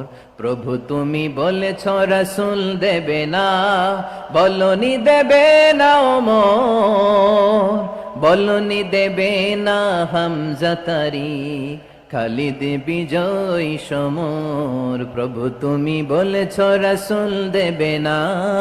আল্লাহু আকবার। ওমর ফারুক রাদিয়াল্লাহু তাআলা আনহু, ওনার কথা শুনলে গায়ের মধ্যে গুজবাম হয়, গায়ের পশমগুলো দাঁড়িয়ে যায়। সুবহানাল্লাহ বলেন। কি পার্সোনালিটি ছিল, কি ব্যক্তিত্ব ছিল। মুনাফিকরা ওমর ফারুককে জমের মতো ভয় পেতেন। শয়তান, খুদ শয়তান এই রাস্তা দিয়ে আসলে শয়তান অন্য রাস্তা দিয়ে হাঁটতো। ওমর ফারুক রাদিয়াল্লাহু তাআলা আনহুর জীবনে যদি দেখেন, তাহলে সেখানে আপনি আদালতের, ইনসাফের, সুশাসনের, জাস্টিসের নমুনা দেখতে পাবেন। কয়টা শুনবেন? সাইয়েদনা ওমর ফারুকের রাদিয়াল্লাহু তাআলা আনহুর সন্তান আব্দুর রহমান মিশরে মদ খেয়ে মদ্যপ অবস্থায় ধরা পড়েছে। মদ খাওয়ার কারণে, মদ যদি কেউ পান করে আর যদি প্রমাণিত হয়, তার বিচার হলো 80 বেত। আওয়াজ করে বলেন কয় বেত? বাংলাদেশেও তো এই আইন আছে নাকি? বাংলাদেশে আছে? হ্যাঁ, মদ খাইলে 80 বেত, এই আইন বাংলাদেশে চালু হোক। আমরা চাই কি চাই না? চাই সবাই। এজন্যই তো ইসলাম ভাল লাগে না। ইসলামকে ভাল লাগে না। ইসলামকে আউট করে রাখতে পারলেই তো এরকম বড় বড় বোতল খাওয়া যায়। একেবারে সহজ, পানির মতো সহজ, হিসাব একেবারে সহজ। ওমর ফারুক রাদিয়াল্লাহু তাআলা আনহুর ছেলে ভুল করে মদ পান করে ফেলেছিলেন। আব্দুর রহমান, ঘটনা ঘটেছে মিশরে। মিশরের গভর্নর তখন আমর ইবনুল আস রাদিয়াল্লাহু তাআলা আনহু। আব্দুর রহমানের ভাই যে গভর্নরকে বলল, গভর্নর যদি একটু দয়া করেন, খলিফার ছেলে আমার ভাই আব্দুর রহমান মদ্যপ অবস্থায় ধরা পড়েছে, জনসম্মুখে যদি আপনি বেত্রাঘাত করেন আমাদের প্রেস্টিজ থাকে না, যদি 80 বেত আপনি মারেন আমার কোনো কথা নাই, কিন্তু ঘরের ভেতরে মারেন। আব্দুর রহমানের ভাইয়ের সুপারিশ শুনে সাইয়েদনা আমর ইবনুল আস রাদিয়াল্লাহু তাআলা আনহু রাজি হয়ে গেলেন। ঘরের ভেতরে লোকচক্ষুর আড়ালে 80 বেত তিনি মানলেন। কিন্তু ঘটনাক্রমে এই কথা লুকিয়ে লুকিয়ে ঘরের ভেতরে 80 বেত মারার কথা সাইয়েদনা ওমর ফারুক মদিনা থেকে জানতে পারলেন। মদিনা থেকে তিনি ফরমান জারি করলেন, এই বিচার যেমনটি আমর ইবনুল আস আদায় করেছে, এটা প্রকৃতপক্ষে আদায় হয় নাই। আসো সবাই মদিনায় আসো, আমর ইবনুল আস মদিনায় আসো, আব্দুর রহমানও আসো, সবাই আসো, জনসম্মুখে এই বিচার কার্যকর করতে হবে। সাইয়েদনা ওমর ফারুক মসজিদে নববীর পিলারের মধ্যে নিজের ছেলেকে বাঁধলেন, আবার জনসম্মুখে 80টা বেত তার গায়ের মধ্যে মারলেন। মাজমুয়ে ফাতাওয়া ইবনে তাইমিয়া রাহিমাহুল্লাহ উনি এটা নকল করেছেন। এটা সবচেয়ে বিশুদ্ধ মত, আরো অনেক মত আছে। মারা গেছে কবরের উপর, ওগুলো বাদই দিলাম। কেমন খলিফা ছিলেন, কেমন খলিফা। পশ্চিমারা তোমরা জাস্টিস আমাদেরকে শেখাও, ইনসাফ কারে বলে সুশাসন আমাদেরকে তোমরা শিখাও। ওমরে ফারুক রাদিয়াল্লাহু তাআলা আনহু ওই বিচারকে তিনি ধর্তব্য মনে করেন নাই, মদিনাতে এনে আবার জনসম্মুখে আবার 80 বেত মেরেছেন। মিশরে ওমরে ফারুক রাদিয়াল্লাহু তাআলা আনহু আমর ইবনুল আসকে গভর্নর করে পাঠালেন। সেখানে আমর ইবনুল আসের ছেলে একটা প্রতিযোগিতায় রানার আপ হয়েছে, এক মিশরি সেখানে চ্যাম্পিয়ন হয়েছে। রানার আপ বুঝতে পেরেছেন তো, রানার আপ সেকেন্ড হয়েছে, এক মিশরি হয়েছে চ্যাম্পিয়ন প্রথম। কিন্তু গভর্নরের ছেলে ও জিততে পারে নাই, ও রাগে ওই মিশরির গায়ের মধ্যে কয়েকটা লাঠি দিয়ে বাড়ি মেরেছে। মিশরি যে মদিনাতে ওমরে ফারুকের কাছে বিচার দিলেন, আপনার গভর্নরের ছেলে অন্যায় ভাবে আমার গায়ে হাত তুলেছে। সাইয়েদনা ওমরে ফারুক আবার ফরমান জারি করলেন, আসো মদিনাতে আসো। মিশরীকে ডাকলেন। ওই মিশরের গভর্নর আমর ইবনুল আস রাদিয়াল্লাহু তাআলা আনহুকে ডাকলেন, তার ছেলেকেও ডাকলেন, সবাই বসে রইল। আমর ইবনুল আস রাদিয়াল্লাহু তাআলা আনহু মাথা নিচু করে বসে আছেন, লজ্জায় কাচুমাচু। হায় হায়, আজকে আমার ছেলের কারণে আমিরুল মুমিনিন খলিফাতুল মুসলিমিন ওমরে ফারুকের কাছে আমি জনসম্মুখে লজ্জিত হচ্ছি। সাইয়েদনা ওমরে ফারুক বললেন, এই নাও লাঠি, গভর্নরের ছেলে তোমার মাথার মধ্যে যতগুলো বাড়ি মেরেছে, আজকে জনসম্মুখে তুমি অতগুলা বাড়ি মারো। মিশরি বলে, থাক, আপনি যে ডেকে আনছেন সবার সামনে এটা বলছেন, এতেই আমি খুশি। আল্লাহু আকবার। আপনার মহানুভবতা দেখে আমি খুশি, আর অপমানের দরকার নাই। ওমরে ফারুক বলে, না, খবরদার, এই কথা মিশরি তুমি বলো না, মারো, যতগুলা বাড়ি মেরেছে মারো। বাধ্য হয়ে মিশরি আমর ইবনুল আসের সামনে ওনার কলিজার টুকরা সন্তানের মাথার মধ্যে বাড়ি মারতে আরম্ভ করলেন। ঠিক যতগুলা বাড়ি গভর্নরের ছেলে আমর ইবনুল আসের ছেলে মিশরীর গায়ে মেরেছিল, মাথায় মেরেছিল, মিশরি গুনে গুনে ততটা মারলেন। এই দৃশ্য দেখে ওমরে ফারুক রেগে মেগে আগুন, রাগের চোটে রাগ সামলাতে না পেরে, আর নিজেকে সামলাতে না পেরে মিশরীরে বললেন, ছেলেরে মারা শেষ হয়ে গেলে এবার বাবার টাক মাথার মধ্যে কয়েকটা বাড়ি মার। রাগের চোটে, আউট অফ অ্যাঙ্গার, রাগের চোটে, যে আমার পাঠানো গভর্নর আমর ইবনুল আস তার ছেলেকে কেন আদব তারবিয়া কেন শিক্ষা দিতে পারে না।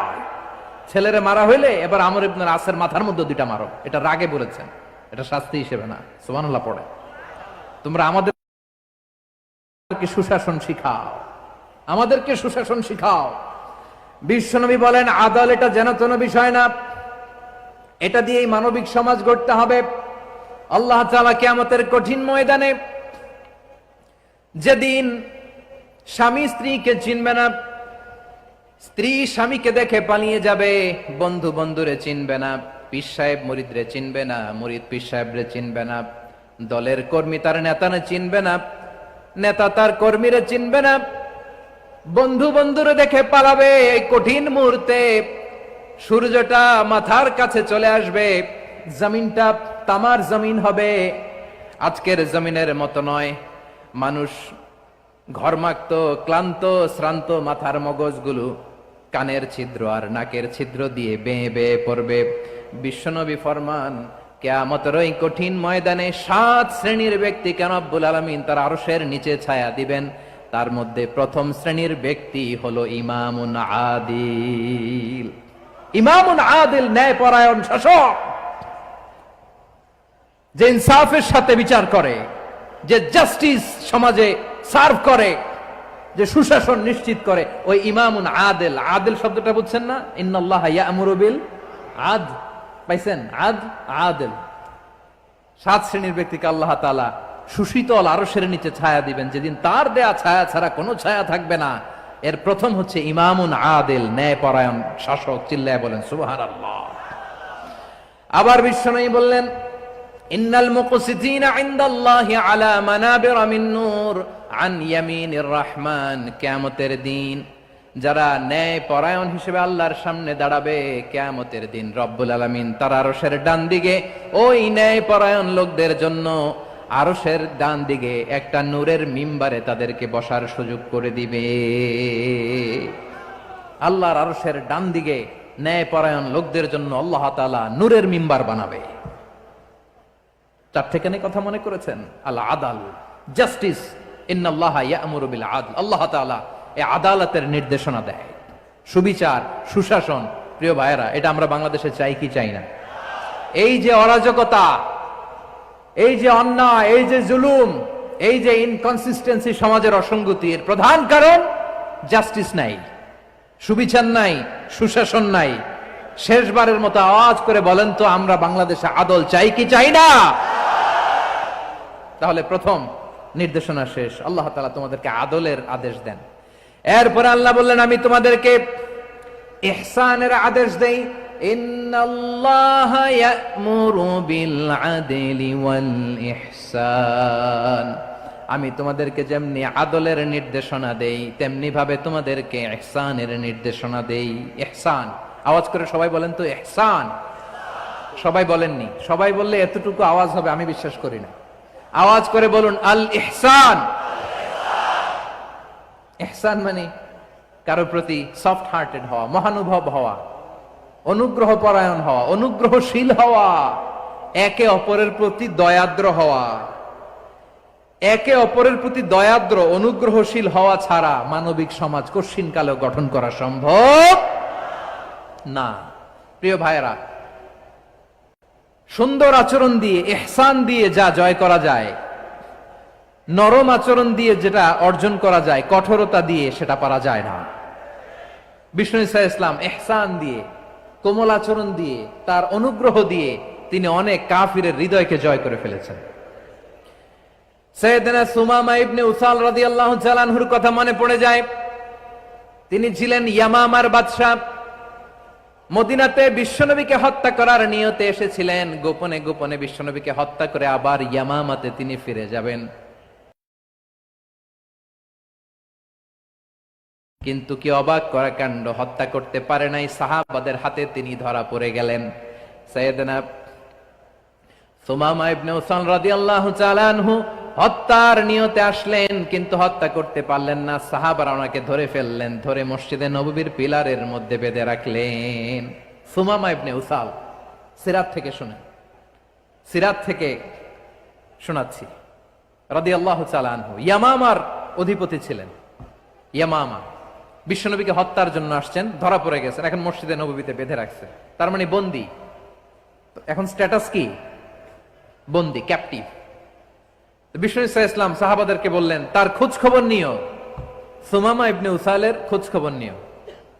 সাহাবার বলেন, ইয়া রাসূলুল্লাহ, আপনাকে হত্যা করতে এসেছে, তার তো কঠিন ক্যাপিটাল পানিশমেন্ট হওয়া দরকার, কঠিন শাস্তি হওয়া দরকার। বিশ্বনবী বললেন, না, আমি যেটা জানি তোমরা সেটা জানো না, তোমরা সুমামার সাথে ভালো আচরণ করো। বিশ্বনবী সুমামার কাছে গেলেন। প্রথম দিন যে তিনি কালেমার দাওয়াত দিলেন, ইমানের দাওয়াত দিলেন, ইসলামের দাওয়াত দিলেন, রিসালাতের দাওয়াত দিলেন, আখিরাতের দাওয়াত দিলেন। পরের দিন যে বিশ্বনবী সালাতের দাওয়াত দিলেন, যাকাতের দাওয়াত দিলেন। ইসলাম কি, কিভাবে, কেমন করে পালন করতে হয় চমৎকার আর্টিকুলেট করতে শুরু করলেন। তন্ময় হয়ে সুমামা ইবনে উসাল কথাগুলো শুনতে আরম্ভ করলো। একদিন নয়, 2 দিন নয়, টানা 3 দিন বিশ্বনবী সুমামার কাছে ইসলামকে প্রেজেন্ট করেছেন, উপস্থাপন করেছেন। আওয়াজ করে বলেন, কয় দিন? 3 দিন। 3 দিন মসজিদে নববীতে বাধা। আর সাহাবীদেরকে বললেন, তার খোঁজ খবর নিও, তোমরা যে রুটি বানাও এর মধ্যে সবচেয়ে ভালো আটার রুটিটা তারে দিও, সবচেয়ে রিফাইন্ড খেজুর, যেটা পিওর খেজুর, এটা তারে দিও। আর বিশ্বনবী নিজের উট থেকে দুধ দহন করে ওনার বাড়ির এক কর্মচারীকে বলেছেন, দুধ দহন করে সুমামার জন্য নিয়ে যেও। সুবহানাল্লাহ পড়বেন না? সবাই তো অবাক, ইয়ামামা থেকে আসছে নবীকে হত্যা করতে, বিশ্বনবী দেখে তারে জামাই আদর করে, তাকে মজার মজার খাবার দিও, দুধ দিও, আদর আপ্যায়ন করো। একদিন নয়, 2 দিন নয়, টানা 3 দিন বিশ্বনবী এভাবে সুমামার কাছে যেয়ে যেয়ে ইসলামকে প্রেজেন্ট করতে আরম্ভ করলেন, ইসলামকে উপস্থাপন করতে শুরু করলেন। আর তাকে চমৎকার এন্টারটেইনমেন্ট, আপ্যায়ন দিতে আরম্ভ করলেন। টানা 3 দিন যখন ইসলামের দ্য বিউটিজ অফ ইসলাম, ইসলামের সুমহান বাণী সৌন্দর্য তার কাছে উপস্থাপন শেষ, তাকে আপ্যায়ন শেষ। বিশ্বনবী বললেন সাহাবেদেরকে, যাও এবার সুমামার হাতের পায়ের রশি দুটো খুলে দাও। সাহাবারা বললেন, ইয়া রাসূলুল্লাহ, কি বলেন আপনি? ও তো হত্যাকারী, সুযোগ পায় নাই, আপনারে মারতে পারে নাই, ছেড়ে দিলে আবার ও আপনার উপর তলোয়ার নিয়ে ঝাঁপিয়ে পড়বে। নবী, এই সিদ্ধান্ত আপনি নিতে যাবেন না। বিশ্বনবী বললেন, যেটা বলেছি সেটা করো, সুমামার রশিগুলো ছেড়ে দাও, সুমামার হাতে পায়ের রশিগুলো যে তোমরা খুলে দাও। সাহাবারা তর্ক জুড়ে দিলেন, লা ইয়া রাসূলুল্লাহ, এমনটা করবেন না, তো ভয়ঙ্কর ভয়ঙ্কর খুনি, কি জানি কি হয়ে যায়। বিশ্বনবী বললেন, না, তার হাতে পায়ের রশিগুলো খুলে দাও। সাহাবারা বিশ্বনবীর কথা মতো তার হাতে পায়ের রশিগুলো খুলে দিল। সুমামা মুহূর্তের মধ্যে মসজিদে নববী থেকে বের হয়ে ইয়ামামায় ফিরে না যে মসজিদে নববীর পাশে একটা খেজুর বাগান ছিল, সেখানে চলে গেলেন। সেখানে একটা ছোট্ট কুয়া ছিল, কুয়ার পানি দিয়ে তিনি গোসল করলেন। সুবহানাল্লাহ পড়েন। কুয়ার পানি দিয়ে গোসল করে মসজিদে নববীর সামনে এসে বিশ্বনবী এবং সাহাবাদের সামনে দাঁড়িয়ে সাব্বাবা উঁচু করে বললেন, আশহাদু আল্লা ইলাহা ইল্লাল্লাহ ওয়া আশহাদু আন্না মুহাম্মাদান আবদুহু ওয়া রাসূলুহু। আল্লাহু আকবার। আমি সাক্ষ্য দিচ্ছি আল্লাহ ছাড়া কোনো ইলাহ নাই, আর মুহাম্মদ আল্লাহ তাআলার প্রেরিত বান্দা এবং রাসূল। প্রিয় ভাইয়েরা, ইহসান দিয়ে যা জয় করা যায়, কঠোরতা দিয়ে সেটা কঠিনকালেও জয় করা যায় না। আওয়াজ করে বলেন ঠিক কি না?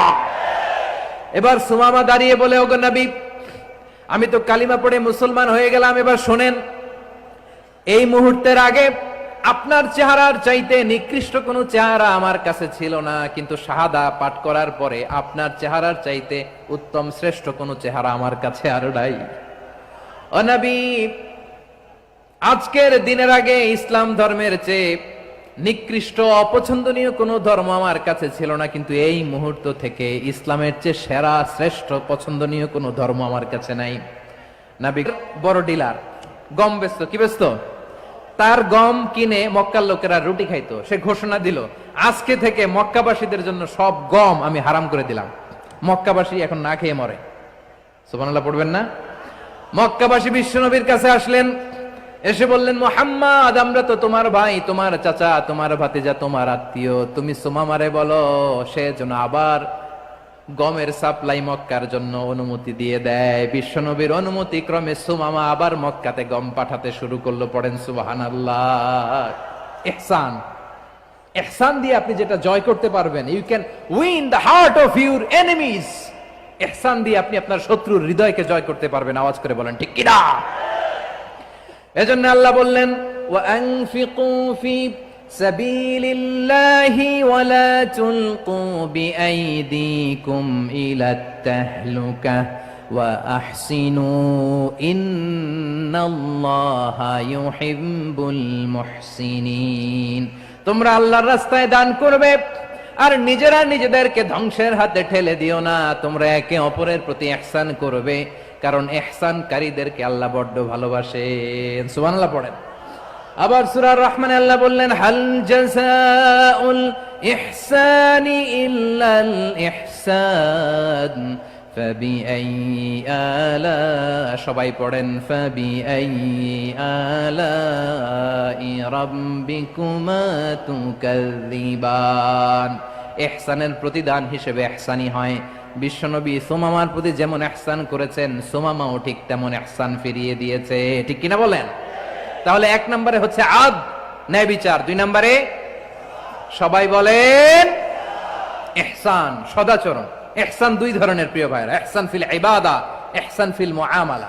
ইহসান ফিল ইবাদা হচ্ছে একাগ্র অনুভবে ইবাদতে ডুব দেওয়া, এর নাম ইবাদতের ইহসান। সুবহানাল্লাহ পড়েন। বিশ্বনবী বলেন, ইহসান মানে কি জানো নাকি? হাদিসে জিবরিলে সাইয়েদনা জিবরিল আলাইহিস সালাম বিশ্বনবীকে বললেন, আখবিরনি আনিল ইহসান। নবী আমাদেরকে বলেন ইহসান মানে কি? বিশ্বনবী বললেন, আনতা আবুদাল্লাহা কাআন্নাকা তারাহু ফাইন লাম তাকুন তারাহু ফাইন্নাহু ইয়ারাক। ইহসান মানে হলো এমন ভাবে তুমি আল্লাহর সামনে নিজেকে উজাড় করে ইবাদত করবে, তুমি ভাববে তুমি আল্লাহকে দেখতে পাচ্ছ। আর এটা যদি ভাবা তোমার জন্য কঠিন হয়ে যায়, অন্তত এতটুকু তুমি ভাববা যে আল্লাহ তোমাকে দেখতে পাচ্ছেন। ঠিক কিনা বলেন? ও আমার বীর চট্টলার ভাইয়েরা, কেউ যেটা দেখে না সেটা দেখে কে? এই বিশ্বাস হৃদয়ের মধ্যে আছে? নামাজে যখন দাঁড়ান এই ফিলিংসটা আনা যাবে? হ্যাঁ, এশার সালাত তো এখনো হয় নাই না? আলোচনা শেষে এশার সালাত এখানে অনুষ্ঠিত হবে, তাই না? আচ্ছা বলুন তো, আমরা এশার সালাত পর্যন্ত বেঁচে থাকবো এই গ্যারান্টি আছে কার কার? হাত তোলেন। কয়েকজন হাত তুলছে পেছনে, না বুঝে তুলে ফেলছে। এশা পর্যন্ত যে আমরা হায়াত পাবো কোনো গ্যারান্টি আছে? সবাই আওয়াজ করে বলেন, গ্যারান্টি আছে? গ্যারান্টি নাই। এই জন্য বিষ্ণু ইসলাম বলেছে, এমন ভাবে নামাজে দাঁড়াও, ইবাদত করো, মনে করো হতে পারে এটাই আমার জীবনের শেষ নামাজ। পারফর্ম দ্য সালাহ as if this is your last and final prayer. এমন ভাবে সালাতে দাঁড়াও, ভাবো হতে পারে এটাই তোমার জীবনের শেষ নামাজ। এমন ভাবে নামাজে দাঁড়াও, ভাবো এটাই শেষ নামাজ। তাহলে নামাজে একাগ্রতা বাড়ায় দিবে কে? ফলে ইবাদতের ইহসান আমাদের অর্জিত হবে। আর মুআমালাতে ইহসান হলো, বিশ্বনবী বলেন, ইন্নাল্লাহা তাবারাকা ওয়া তাআলা কাতাবাল ইহসানা আলা কুল্লি শাই, ফাইযা কাতালতুম ফাআহসিনুল কিতলা ওয়া ইযা যাবাহতুম ফাআহসিনুয যাবহা ওয়ালিয়ুহিদ্দা আহাদুকুম শাফরাতাহু ওয়ালিয়ুরিহ যাবিহাতাহু। ইহসান দুই ধরনের, আওয়াজ করে বলতে হবে। কয় ধরনের? সবাই বলুন আওয়াজ করে, কয় ধরনের? একটা হচ্ছে ইহসান ফিল ইবাদা, ইবাদতে ইহসান। ইবাদতে ইহসান কি? একাগ্র অনুভব দিয়ে ইবাদত করা, মন প্রাণ দিয়ে ইবাদত করা। আর মুআমালাতে ইহসান কি? সব কাজে, দৈনন্দিন কাজে, কর্মে, সামাজিক অ্যাক্টিভিটিতে কোমলতা প্রদর্শন করা, অনুগ্রহের সাথে সবকিছু করা। আল্লাহ তাআলা ইন্নাল্লাহা তাবারাকা ওয়া তাআলা কাতাবাল ইহসানা আলা কুল্লি শাই, তিনি সব কিছুর ব্যাপারে ইহসানকে আবশ্যক করেছেন। সবকিছুতে মুমিনের সব কাজে ইহসানের পরশ থাকবে। ওয়া ইযা কাতালতুম ফাহসিনুল কিতলা, বিষ্ণুই বলেন তুমি যখন কাউকে হত্যা করো ইহসানের সাথে করো। সুবহানাল্লাহ পড়বেন না? যখন হত্যা করো তখনও ইহসানের সাথে। আচ্ছা হত্যা করবো আবার ইহসান আসবে করতে, করে তো মেরেই ফেলবো আমি। আল্লাহ, ও ভাই একজন খুন করেছে, খুনি, রাষ্ট্রীয় আইনে তার শাস্তি হয়েছে ডেথ পেনাল্টি, মৃত্যুদণ্ড। এখন মৃত্যুদণ্ড দেখে আপনি যেমনি মন চায় তেমনি মারবেন লোকটারে? ওর নাক কেটে ফেলতে পারবেন? ওর কান কাটতে পারবেন? ওর চোখ উপড়ে ফেলতে পারবেন আপনি? যেমন মন চায় তার অঙ্গহানি করা যাবে না। ইহসানের সাথে তাকে হত্যা করো। সুবহানাল্লাহ, this is Islam, this is the true essence of Islam. ওয়া ইযা যাবাহতুম ফাহসিনুয যাবহা, যখন জবাই করবে তখনও ইহসানের সাথে জবাই করো। করব জবাই, ওইখানেও নাকি ইহসান। আচ্ছা কুরবানির দিন আমরা পশুগুলোরে কি করি বলেন সবাই আওয়াজ করে? জবাই। জবাই মানে তো এটার মেরেই ফেলতেছি, একটু পরে তো টুকরো টুকরো করে গোশতগুলো খাবো, এটা তো খাবো, এটা তো মেরেই ফেলবে। বিষ্ণু বলে না, জবাইয়ের মধ্যেও মুমিনের জবাইয়ের ভেতরেও ইহসানের পরশ থাকা চাই। যখন জবাই করবে প্রাণীটাকে হাত পা টাইট করে বেঁধে নাও, ছুরিটাকে শার্পেন করে নাও, ধারালো করে নাও, যাতে অল্প সময়ে জবাইটা হয়ে যায়, প্রাণীটা যাতে কম কষ্ট পায়। সুবহানাল্লাহ পড়ে। দিস ইজ কল্ড ইহসান। ইহসান আল্লাহ তাআলা যেমনি আদলের আদেশ করেছেন, ন্যায় বিচার, জাস্টিস এনশিওর করতে বলেছেন, সমাজে ইহসানের ব্যবহার, ইহসানের অনুশীলন তিনি করতে বলেছেন। এজন্য মুমিনের প্রতিটি কাজে, আমার চট্টগ্রামের ভাইয়েরা আমার দিকে তাকান, খেয়াল করে শুনুন, মুমিন জীবনের প্রতিটি কাজে ইহসানের পরশ থাকা চাই। আমরা যেন আমাদের পরিবারের প্রতি ইহসান করি, আমরা যেন আমাদের কর্মচারীদের প্রতি ইহসান করি, আমরা যেন আমাদের কলিগদের প্রতি ইহসান করি, আমরা যেন আমাদের ভাইদের প্রতি ইহসান করি। মুমিন জীবনের প্রতি কাজে ইহসানের পরশ থাকার দরকার আছে না নাই? কথা বুঝতে পেরেছেন? তাহলে আল্লাহ তাআলার তিনটা আদেশ ছিল, কয়টা গেল? ভুলে গেছে, ভুলে গেছে চট্টগ্রাম। তিনটা আদেশের মধ্যে কয়টা বললাম? প্রথমে কি ছিল? আদল। 2 নম্বরে, 3 নম্বরে রব্বুল আলামিন বললেন ওয়া ইতাইদিল কুরবা, নিকটাত্মীয়দেরকে দান করো। নিকট আত্মীয়দেরকে দাও, যারা তোমাদের ব্লাড কানেকশনের আত্মীয় তাদেরকে তোমরা দাও। এখানে জেনারেলি বললেন দাও, কি দিব সেটা তিনি এখানে বলেন নাই, সেটা তিনি সূরাতুল ইসরার মধ্যে বলেছেন। আল্লাহ বলেন ওয়া আতিযাল কুরবা হাক্কাহ, নিকট আত্মীয়দেরকে তাদের অধিকার, তাদের প্রাপ্য তোমরা বুঝিয়ে দাও। দেখেন একটা শান্তির সমাজ, একটা সমৃদ্ধ সমাজ, একটা মানবিক সমাজ গঠনের জন্য আল্লাহ তাআলা বেশি না, মাত্র 3টা অর্ডার, 3টা ভার্ডিক্ট তিনি জারি করেছেন।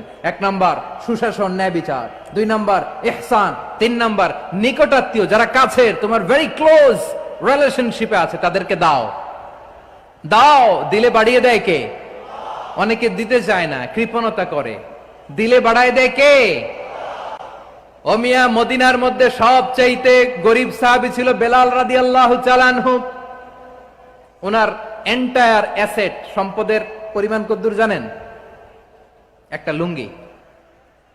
বেলাল রাদিয়াল্লাহু তাআলা আনহু, ওনার টোটাল ওয়েলথের এস্টিমেশন হচ্ছে মাত্র একটা লুঙ্গি।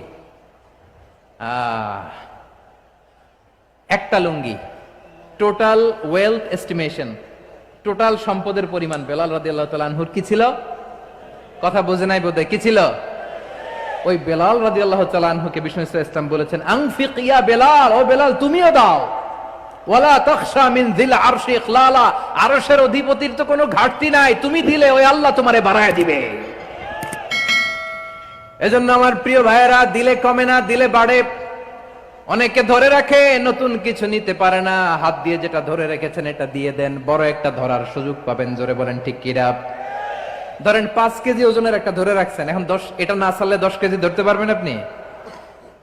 আচ্ছা, 10 কেজির জিনিস একটা আছে হাতে, ওইটা যদি ছেড়ে দেন তাইলেই না 15 কেজি ধরতে পারবেন।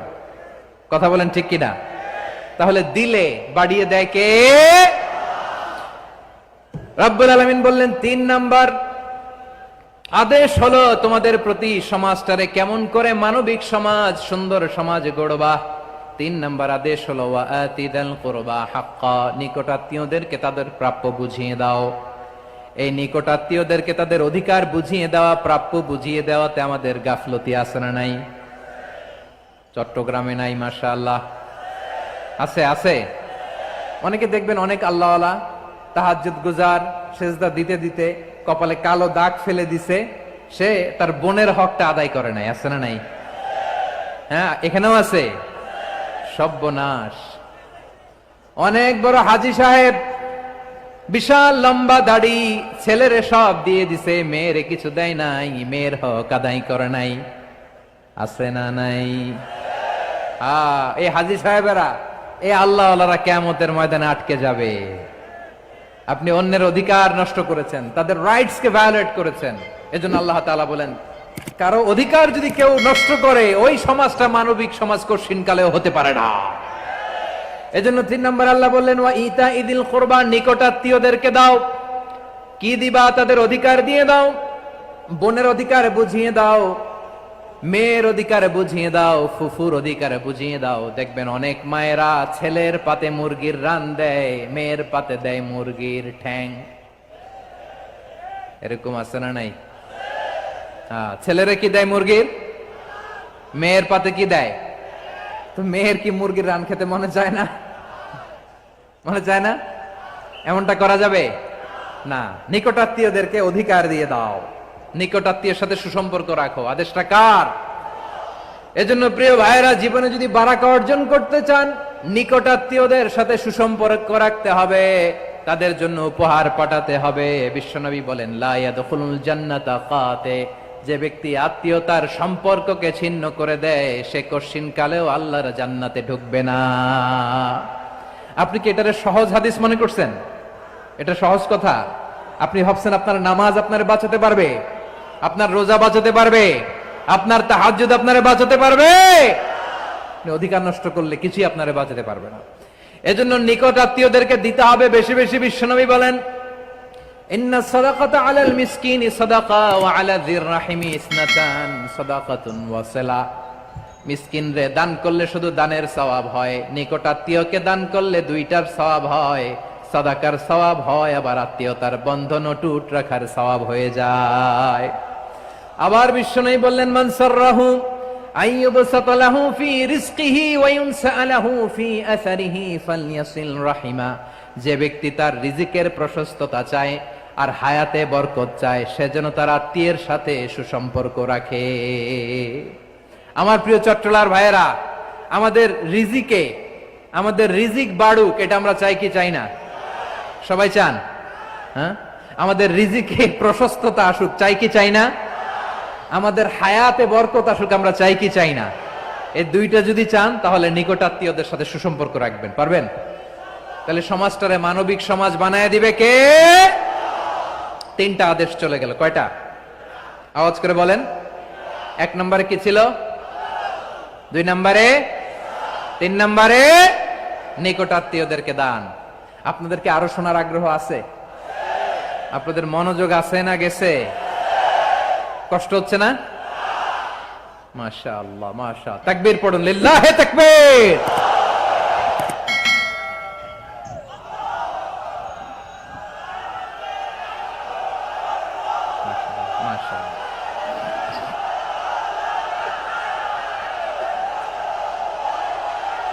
আমার প্রিয় ভাইয়েরা, আল্লাহ তাআলা তিনটা জিনিসের যেমনি আদেশ করেছেন, অনুরূপ ভাবে তিনটা বিষয় তিনি বারণ করেছেন, নিষেধ করেছেন। ওগুলোর কাছেও যাওয়া যাবে। শুনবেন।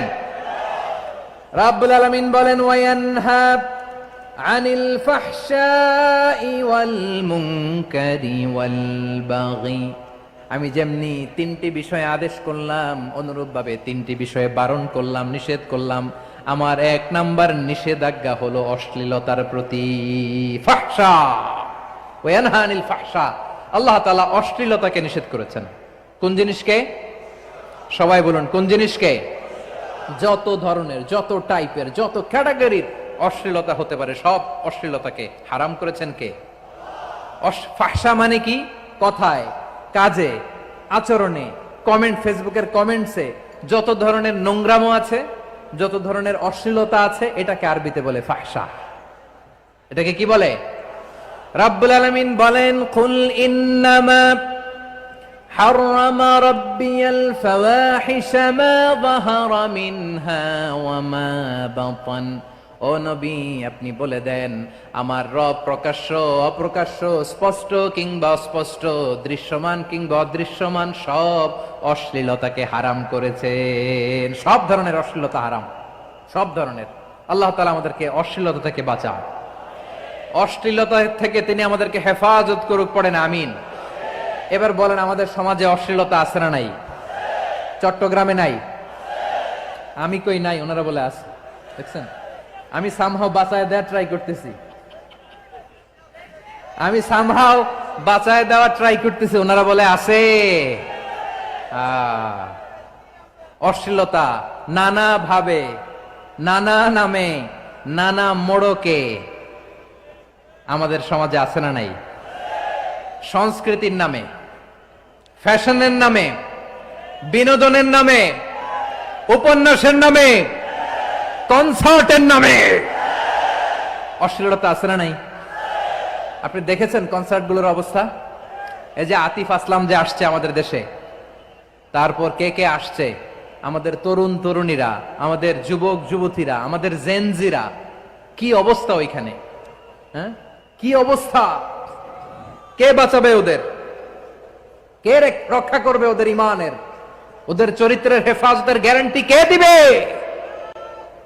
কনসার্টের নামে অশ্লীলতা আছে না নাই? ছেলে মেয়ে একে অপরকে জড়ায় ধরতেছে, একে অপরকে চুমো খাচ্ছে, প্রকাশ্যে, দিবালোকে, গণমানুষের সামনে। আল্লাহ তাআলা এই অশ্লীলতা থেকে আমাদেরকে বেঁচে থাকতে বলেছেন, বেঁচে থাকতে বলেছেন। রূপালী জগতের নামে অশ্লীলতা আছে না নাই? এই টার্মটা আপনারা জানেন না? রূপালী জগৎ কি জগৎ? আসলে কি রূপালী জগৎ না অন্ধকার জগৎ?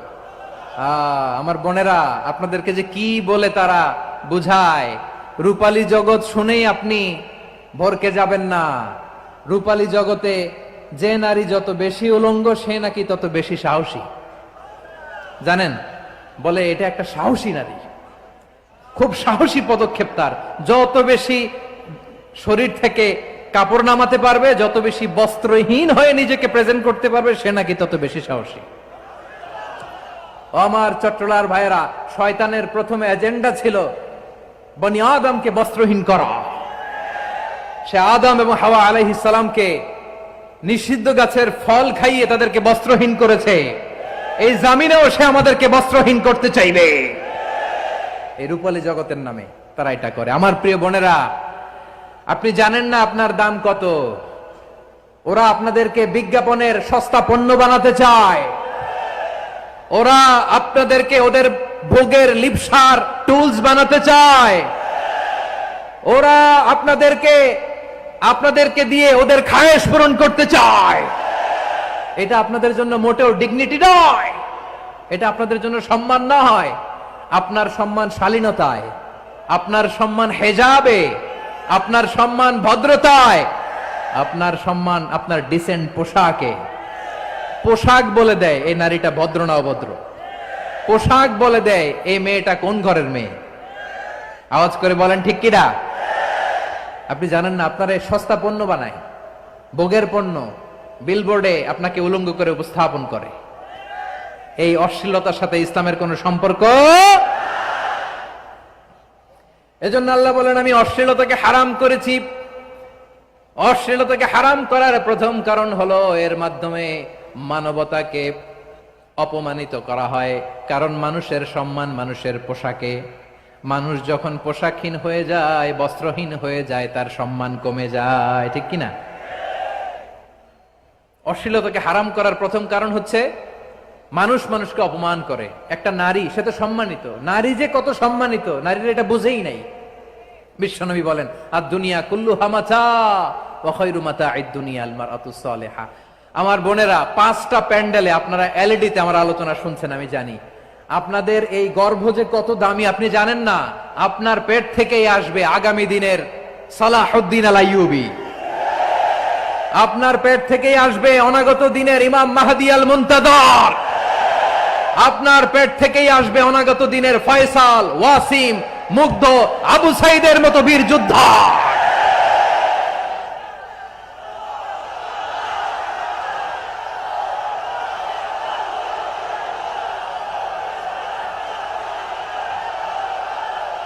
আমার প্রিয় বোনেরা, আমার প্রিয় বোনেরা, বিশ্বনবীর কথার ওজন খেয়াল করেন। আর দুনিয়া কুল্লুহা মাতা ওয়া খায়রু মাতা'আদ দুনিয়াল মারআতুস সালিহা। দুনিয়ার সবকিছুই অ্যাসেট, এর মধ্যে সবচেয়ে দামি অ্যাসেট নেককার নারী। আপনার গর্ভ যে কত দামি আপনি জানেন না। নিজের সময়টাকে কাজে লাগান, কোরআন পড়েন, সুন্নাহ পড়েন। আপনার অনেক দায়িত্ব ঘরে। You are the MD of your family.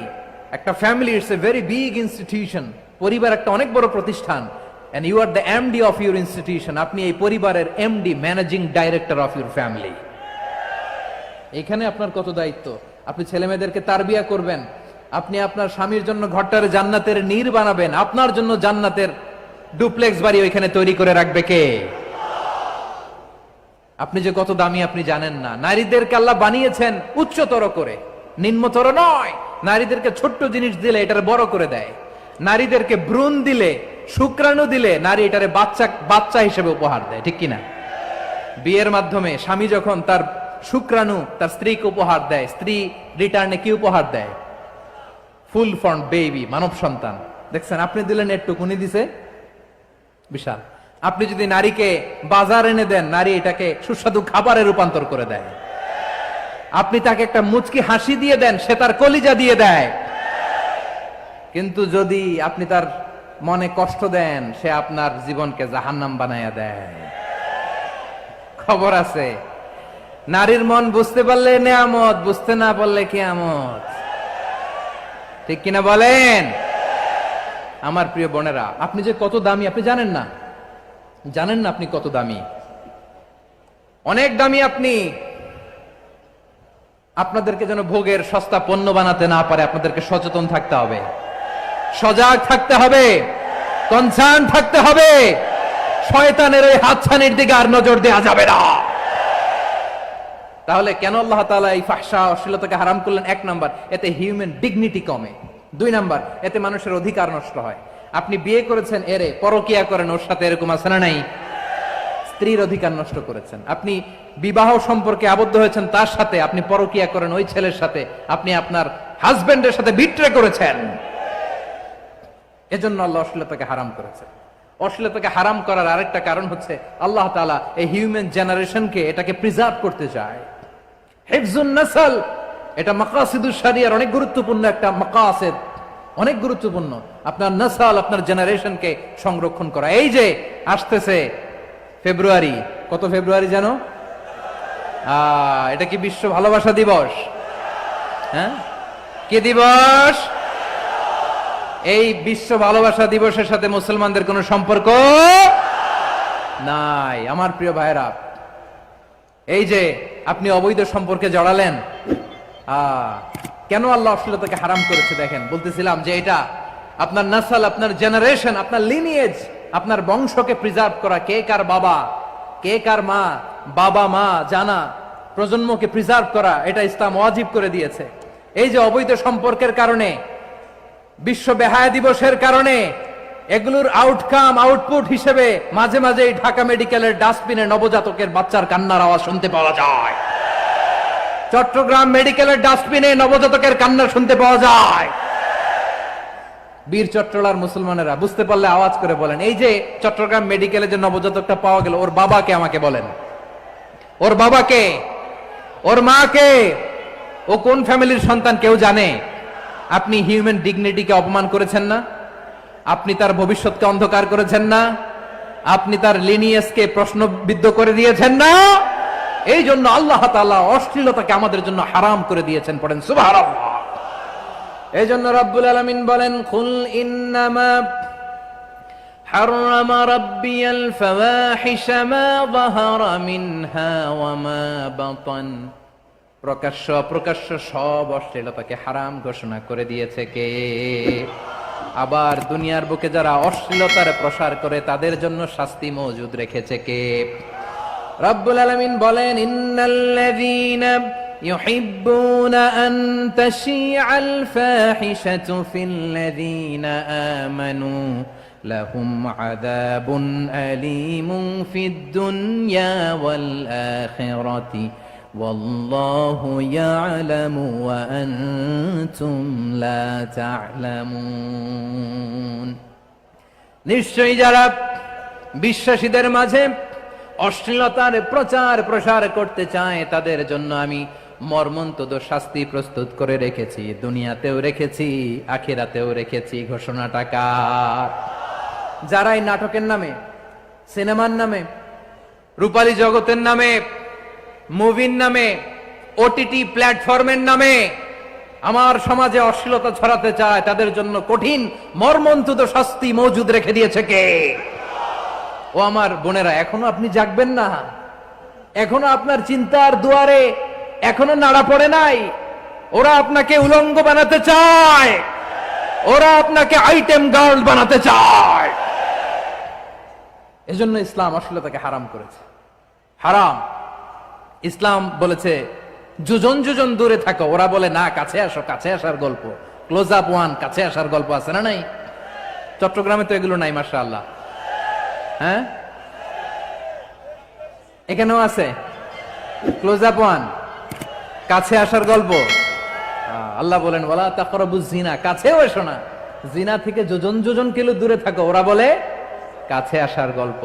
আমার বীর চট্টলার ভাইয়েরা, কাছে আসতে হলে আমরা কোরআনের কাছে আসব, কাছে আসতে হলে নবীর কাছে আসব, কাছে আসার গল্প হবে আমার রবের কাছে আসার গল্প। চিল্লায় বলো ঠিক কিনা?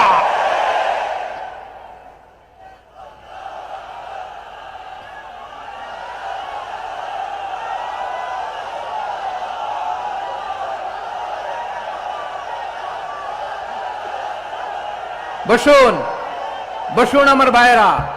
তাহলে অশ্লীলতার সাথে আমাদের কোনো সম্পর্ক? সবাই বলতে পারেননি, আওয়াজ করে বলুন, অশ্লীলতার সাথে আমাদের কোনো সম্পর্ক? আমরা এই সমস্ত ক্লোজ আপ ওয়ান, কাছে আসার গল্পের প্রোগ্রামে যাব? আমরা কোন ধরনের অশ্লীল কন্টেন্ট সোশ্যাল মিডিয়ায়, টিভিতে দেখব? কি যুগ যে আমরা কাটাচ্ছি আপনি কল্পনা করতে পারবেন না। পর্ন ইন্ডাস্ট্রি, নারী পুরুষের বস্ত্রহীন যুগল দৃশ্য, এটাকে দিয়ে ওরা কোটি ডলারের ইন্ডাস্ট্রি বানিয়েছে। পুরো মানব ইতিহাসে এরকম জঘন্য সময় মানব ইতিহাস পার করে নাই। পর্ন এটা ইন্ডাস্ট্রি হয়ে গেছে। আমাদের এই যুবকগুলো, জেনজিগুলো, ওদের চরিত্র বাঁচাবে কি করে? কেমন করে হেফাজত করবে ওদের এই মূল্যবান চরিত্র? আমার প্রিয় ভাইয়েরা, এই অশ্লীলতার দ্য লেটেস্ট ভার্সন হচ্ছে LGBT কিউ, শরীফ থেকে শরীফা। শুনছেন আপনারা? দেখতে পুরুষ, আসলেই পুরুষ, সুস্থ একজন পুরুষ, 4 সন্তানের বাবা, বলে আমি মনে মনে নারী। দেখতে নারী, সুস্থ নারী, আসলেই সে দিব্যি একজন নারী, বলে আমি মনে মনে পুরুষ। সবচেয়ে ভয়ঙ্কর অশ্লীলতার সবচাইতে লেটেস্ট ভার্সন হচ্ছে এই ট্রান্সজেন্ডারিজম। সুস্থ পুরুষ তার বায়োলজিক্যাল গ্রোথকে হরমোন দিয়ে স্টপ করে দিয়ে সে সার্জারি করে নারী হতে চায়, সুস্থ নারী পুরুষ হতে চায়। পুরুষ পুরুষের প্রতি সেক্সুয়ালি আকর্ষণ বোধ করে, এটা লূত আলাইহিস সালামের কওমের মধ্যে ছিল। এটাকেও আল্লাহ কোরআনে ফাহিশা বলেছেন। ওয়ালুতান ইয ক্বালা লিকাওমিহি আতাতুনাল ফাহিশাতা মা সাবাকাকুম বিহা মিন আহাদিম মিনাল আলামিন। লূত আলাইহিস সালাম বললেন, তোমরা কি এমন এক অশ্লীল কার্যক্রমে ডুব দিলে নাকি যেটা গোটা বিশ্বের কেউ কখনো করে নাই, তোমরাই প্রথম করেছো। পড়েন নাউযুবিল্লাহ। এই পশ্চিমের এই রোগ আমার দেশে যেন আসতে না পারে, আমাদের সজাগ থাকতে হবে। প্রিয় ভাইরা, চিল্লায় বলেন ঠিক কিনা? পশ্চিমের অবস্থা ভয়ঙ্কর। পাশ্চাত্যে আমি যুক্তরাষ্ট্রে ছিলাম অনেকদিন, কয়েক মাস, বিভিন্ন স্টেটে ঘুরেছি। গার্ডিয়ানরা উদ্বিগ্ন, ছেলে মেয়েদেরকে, ছোট্ট ছেলে মেয়ে, ওদেরকে জিজ্ঞেস করে, তুমি how do you feel right now inside yourself? তুমি ভিতরে ভিতরে কেমন ফিল করো? তোমার কি ছেলে ছেলে লাগে না মেয়ে মেয়ে লাগে? আচ্ছা বলেন, এই ছোট্ট বাচ্চাটাও কি এগুলো জেন্ডার অ্যাসাইনমেন্ট বলতে এগুলো কিছু বুঝে? এইভাবে মিসগাইড করা হচ্ছে। কৌতূহল বশত ছোট্ট ছেলে যদি বলে আমার তো মেয়ে মেয়ে লাগে, তখন বলে যে না তুমি মেয়ে, ছেলে না। মা বাবা বাধা দিলে ওকে আলাদা গভর্নমেন্ট হাউসে নিয়ে যায়। ভয়ঙ্করতম অবস্থা। আমরা একটা সময়ে শুনতাম যে হুজুর আমার ছেলেটা খুব ভালো, হাফেজে কোরআন, আল্লাহওয়ালা। হুজুর আমার ছেলে দাড়ি রাখছে, আল্লাহওয়ালা। হুজুর আমার ছেলে 5 ওয়াক্ত সালাত জামাতের সাথে পড়ে, তার মানে আল্লাহওয়ালা। পশ্চিমে যে আমি কি শুনছি জানেন? ওরা বলে হুজুর আমার ছেলেটা ইউনিভার্সিটির একটা মেয়ের সাথে প্রেম করে, ও খুব আল্লাহওয়ালা, হুজুর দোয়া করবেন। এর কারণ ওদের কাছে আল্লাহওয়ালার ক্রাইটেরিয়া হচ্ছে হুজুর আমার ছেলেটা আরেক ছেলের পছন্দ করে নাই, আমার মেয়েটা আরেক মেয়েকে ভালোবাসে নাই, এজন্য আমার ছেলেটা আল্লাহওয়ালা, হুজুর ওর জন্য একটু দোয়া করে দিয়েন। কি চ্যালেঞ্জ ওরা ফেস করতেছে। ওনার ছেলে যে আরেক ছেলেরে বিয়ে করবে না, এটাতেই উনি খুশি যে আলহামদুলিল্লাহ আমার ছেলেটা একটা মেয়েরে ভালোবাসে, আমার মেয়েটা একটা ছেলেরে ভালোবাসে, মানে এটা খুব আল্লাহওয়ালা। নাউজুবিল্লাহ পড়তে পারলেন না? এজন্য অশ্লীলতার সাথে আমাদের কোনো সম্পর্ক। রাব্বুল আলামিন বলেন ওয়ায়ানহা আনিল ফাহশাই ওয়াল মুনকারি ওয়াল বাগি। 3টা জিনিসকে আমি নিষিদ্ধ করলাম। 1 নাম্বার হলো ফাহশা, অশ্লীলতা। 2 নম্বরে হলো মুনকার, সমস্ত মন্দ কাজ। আপনাদের মনোযোগ আছে না? শেষ করে দিব? আর 2-1 মিনিট শুনবেন? আচ্ছা বলি তাহলে, আর 2-1 মিনিট। তাহলে নিষেধাজ্ঞা জারি করেছেন 3টা জিনিসের উপর। 1 নাম্বার কি? ফাহশা, অশ্লীলতা। 2 নাম্বার মুনকার। মুনকার মানে হচ্ছে যত মন্দ কাজ, খারাপ কাজ, বাজে কাজ, এটার বলে মুনকার। এটার কি বলে? আপনারা পড়ছেন না তা'মুরুনা বিল মা'রুফি ওয়া তানহাউনা আনিল মুনকার। ভালো কাজের আদেশ, সৎ কাজের আদেশ, অসৎ কাজের নিষেধ। মুনকার, মুনকার হচ্ছে মানুষের স্বাভাবিক বিবেক বোধ যেটাকে খারাপ বলে, ওইটাই মুনকার। পৃথিবীর সব আসমানি গ্রন্থ যেটাকে খারাপ বলেছে, মানুষের স্বাভাবিক বিবেক বোধ যেটাকে খারাপ বলেছে, এগুলো সব মুনকার। যেমন ইফটিজিং, এটা কি ভালো না খারাপ?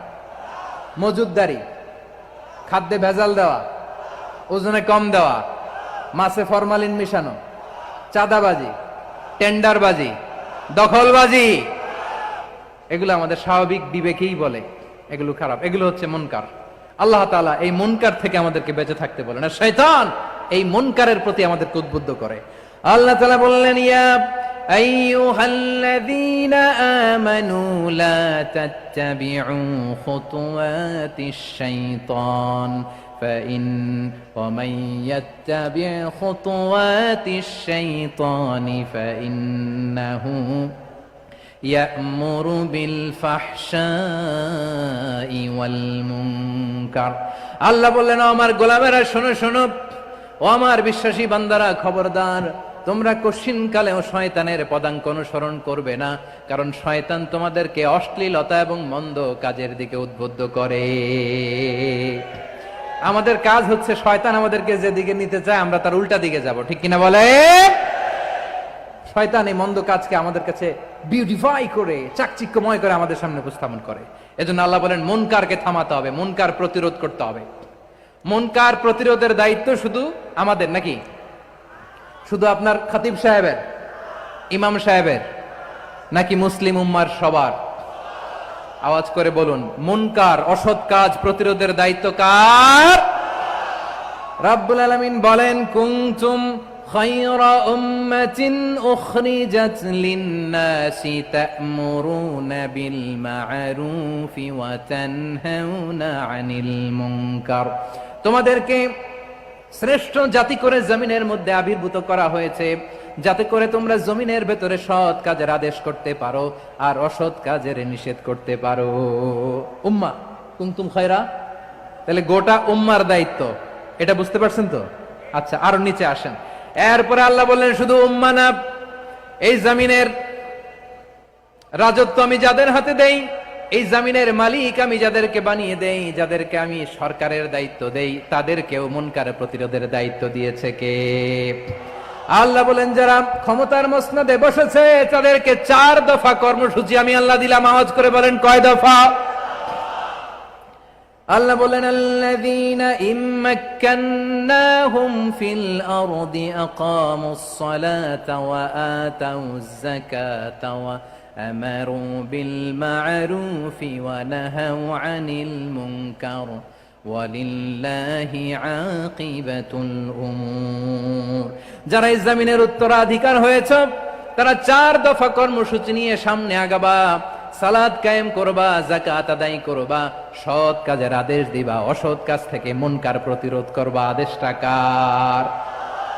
আমার প্রিয় চট্টলার ভাইরা, পুরো উম্মার দায়িত্ব মুনকার প্রতিরোধ করা, সরকার প্রধানের দায়িত্ব মুনকার প্রতিরোধ করা। এরপর আল্লাহ বলেন, প্রতিটা ফ্যামিলির যিনি প্রধান সিইও বাবা, প্রত্যেক বাবারও দায়িত্ব এই মুনকার প্রতিরোধ করা। আওয়াজ করে বলেন ঠিক কিনা?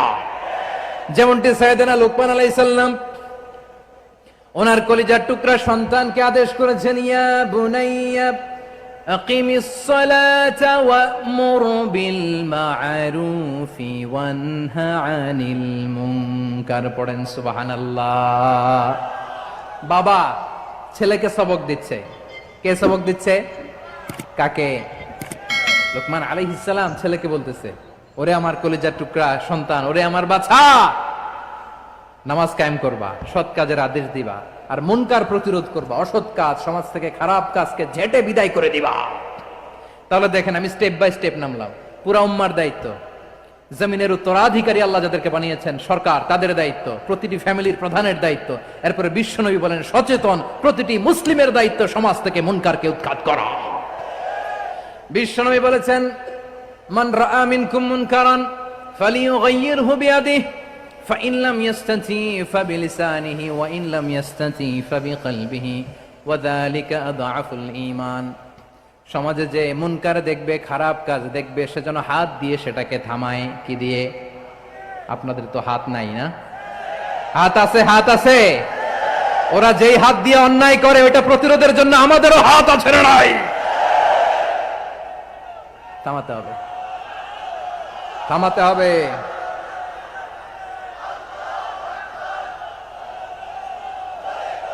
বসুন আমার প্রিয় ভাইয়েরা, ওরা ওদের যেই হাত দিয়ে টেন্ডারবাজি করে, চাঁদাবাজি করে, ইফটিজিং করে, দখলবাজি করে, যেই হাত দিয়ে, ওই মুনকার থামায় দেওয়ার জন্য আল্লাহর দেয়া আমাদেরও 2টি হাত আছে না নাই? আমাদেরও হাত আছে। থামাইতে হবে, থামাইতে হবে, হিম্মত করতে হবে।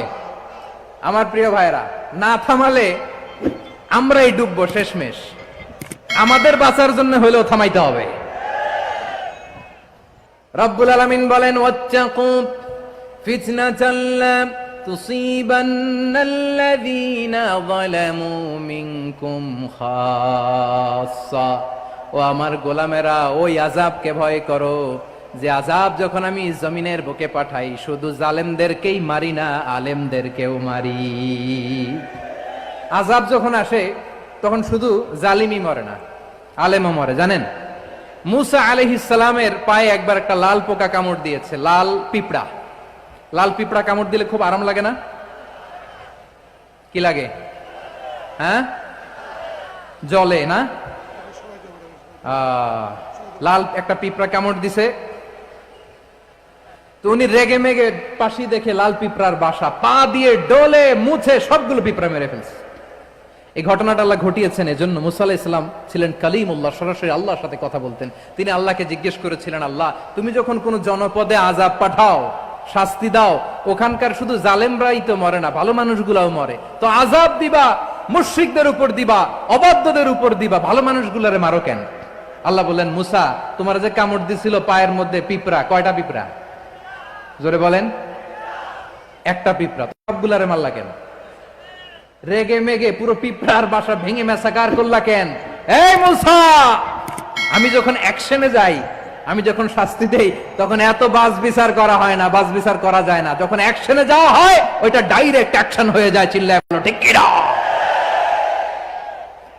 এজন্য আমাদের বাঁচার জন্য হলেও এই পাপ থামাতে হবে, এই শয়তানের অট্টহাসি থামাতে হবে, অন্যায় অপরাধ সমাজ থেকে আমাদের থামাতে হবে। কারণ আযাব আসলে ওরাও মরবে, আমরাও মরব। একটা জাহাজ 2 তলা, আপনি আছেন 2য় তলায়, শুনতেছেন? শুনতেছেন? জাহাজ কয় তলা? আপনি কোন তলায়? 2য় তলায়। নিচের তলার কিছু লোক জাহাজের তলা ছিদ্র করতে আরম্ভ করছে। কি ছিদ্র করতেছে? আচ্ছা, জাহাজের তলা ছিদ্র করলে তলা দিয়ে কি ঢুকে? এখন আপনি যদি বলেন আমার কি, আমি তো 2 তলায়, আমার কি, আমি তো সেফ, আমি ইন দ্য সেফ জোন, আমি তো ভালো আছি, আমি তো ভালো আছি, ওরা ছিদ্র করে ওরা মরবে। আসলে কি শুধু ওরা মরবে, নাকি তলা ফুটো হলে ভিতরে পানি ঢুকলে আপনারও সলিল সমাধি হবে? তলা দিয়ে যখন পানি ঢুকবে, জাহাজ ডুবলে আপনিও মরবেন। এজন্য নিজে মরার আগে ওই পাগলগুলোর নিচতলায় যে থামাতে হবে। চিল্লায় বলেন ঠিক কি না? এজন্য আল্লাহ বললেন, মুনকার প্রতিরোধের দায়িত্ব সমাজের টপ টু বটম সবার। পুরো আম্মার দায়িত্ব, সরকার প্রধানের দায়িত্ব, প্রতিটি ফ্যামিলির প্রধান বাবার দায়িত্ব, বিশ্বনবী বললেন প্রতিটি সচেতন মুসলিমের দায়িত্ব। এজন্য মুনকার প্রতিরোধ করার দরকার আছে না নাই? সমাজে এই যে ইফটিজিং হয়, আপনার বোনের বয়সী একটা মেয়েকে কিছু বকাটে টিটকারি করে, এই বলে সেই বলে, নোংরা কথা বলে, রাস্তায় দেখেও আপনি পাশ দিয়ে না দেখার মতো চলে যান কেন? আপনি দাঁড়ান না কেন? আপনি দাঁড়ালেই তো থেমে যাবে, কারণ সত্যের যে শক্তি তার সামনে মিথ্যা মুখ থুবড়ে পড়ে। আপনার সামনে ও কিছুই না, নাথিং। আপনি দাঁড়ান, ওকে প্রশ্ন করেন যে আমার বোনকে তুমি ডিস্টার্ব করো কেন?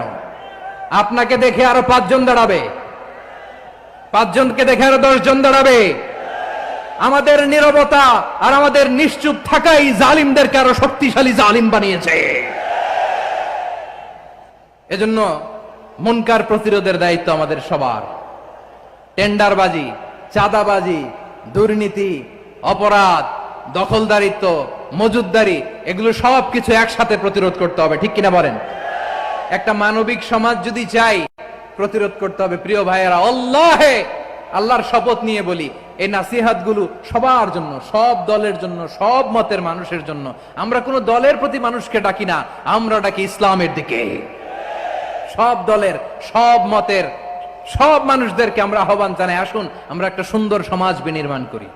এই যে নতুন বাংলাদেশের এক সুযোগ এসেছে, আর জীবনে হয়তো আসবে না, সামনের 100 বছরে এই সময় আসবে না।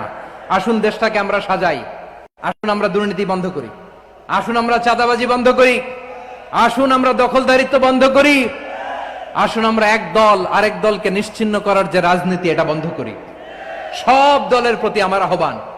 আমি কিছুদিন আগে একটা নিউজ দেখলাম, ওই যে লন্ডনে বসে জনাব তারেক রহমান সাহেবকে আমি ধন্যবাদ দিতে চাই। উনি সংবাদ শোনা মাত্রই ওনার দলের অনেক চাঁদাবাজকে উনি বহিষ্কার করেছেন।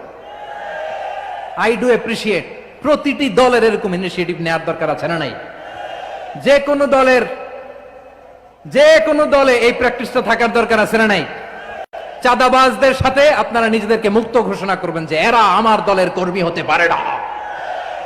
আমরা চাঁদাবাজ মুক্ত বাংলাদেশ চাই, জুলুম মুক্ত বাংলাদেশ চাই, ফ্যাসিজম মুক্ত বাংলাদেশ চাই, গুণ খুন খারাপি মুক্ত বাংলাদেশ চাই। আমরা নতুন ভোরের বাংলাদেশ চাই। ওই বাংলাদেশ পাওয়ার জন্য মুনকার প্রতিরোধে, অন্যায় প্রতিরোধে যদি বাঘের বাচ্চার মতো, আবু সাইদের মতো দুই হাত উঁচু করে বুককে টান টান করে প্রসারিত করে দাঁড়াতে হয়, রাজি আছে মুসলমান? কারা কারা রাজি? আল্লাহকে হাত দেখিয়ে প্রতিজ্ঞা করো।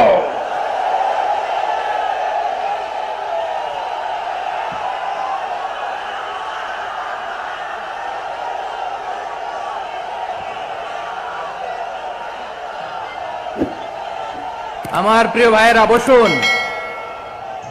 বসুন আমার ভাইয়েরা। রাব্বুল আলামিন বলেন, ওয়ায়ানহা আনিল ফাহশাই ওয়াল মুনকারি ওয়াল বাগি ইয়াইদুকুম লাআল্লাকুম তাযাক্কারুন। বসুন।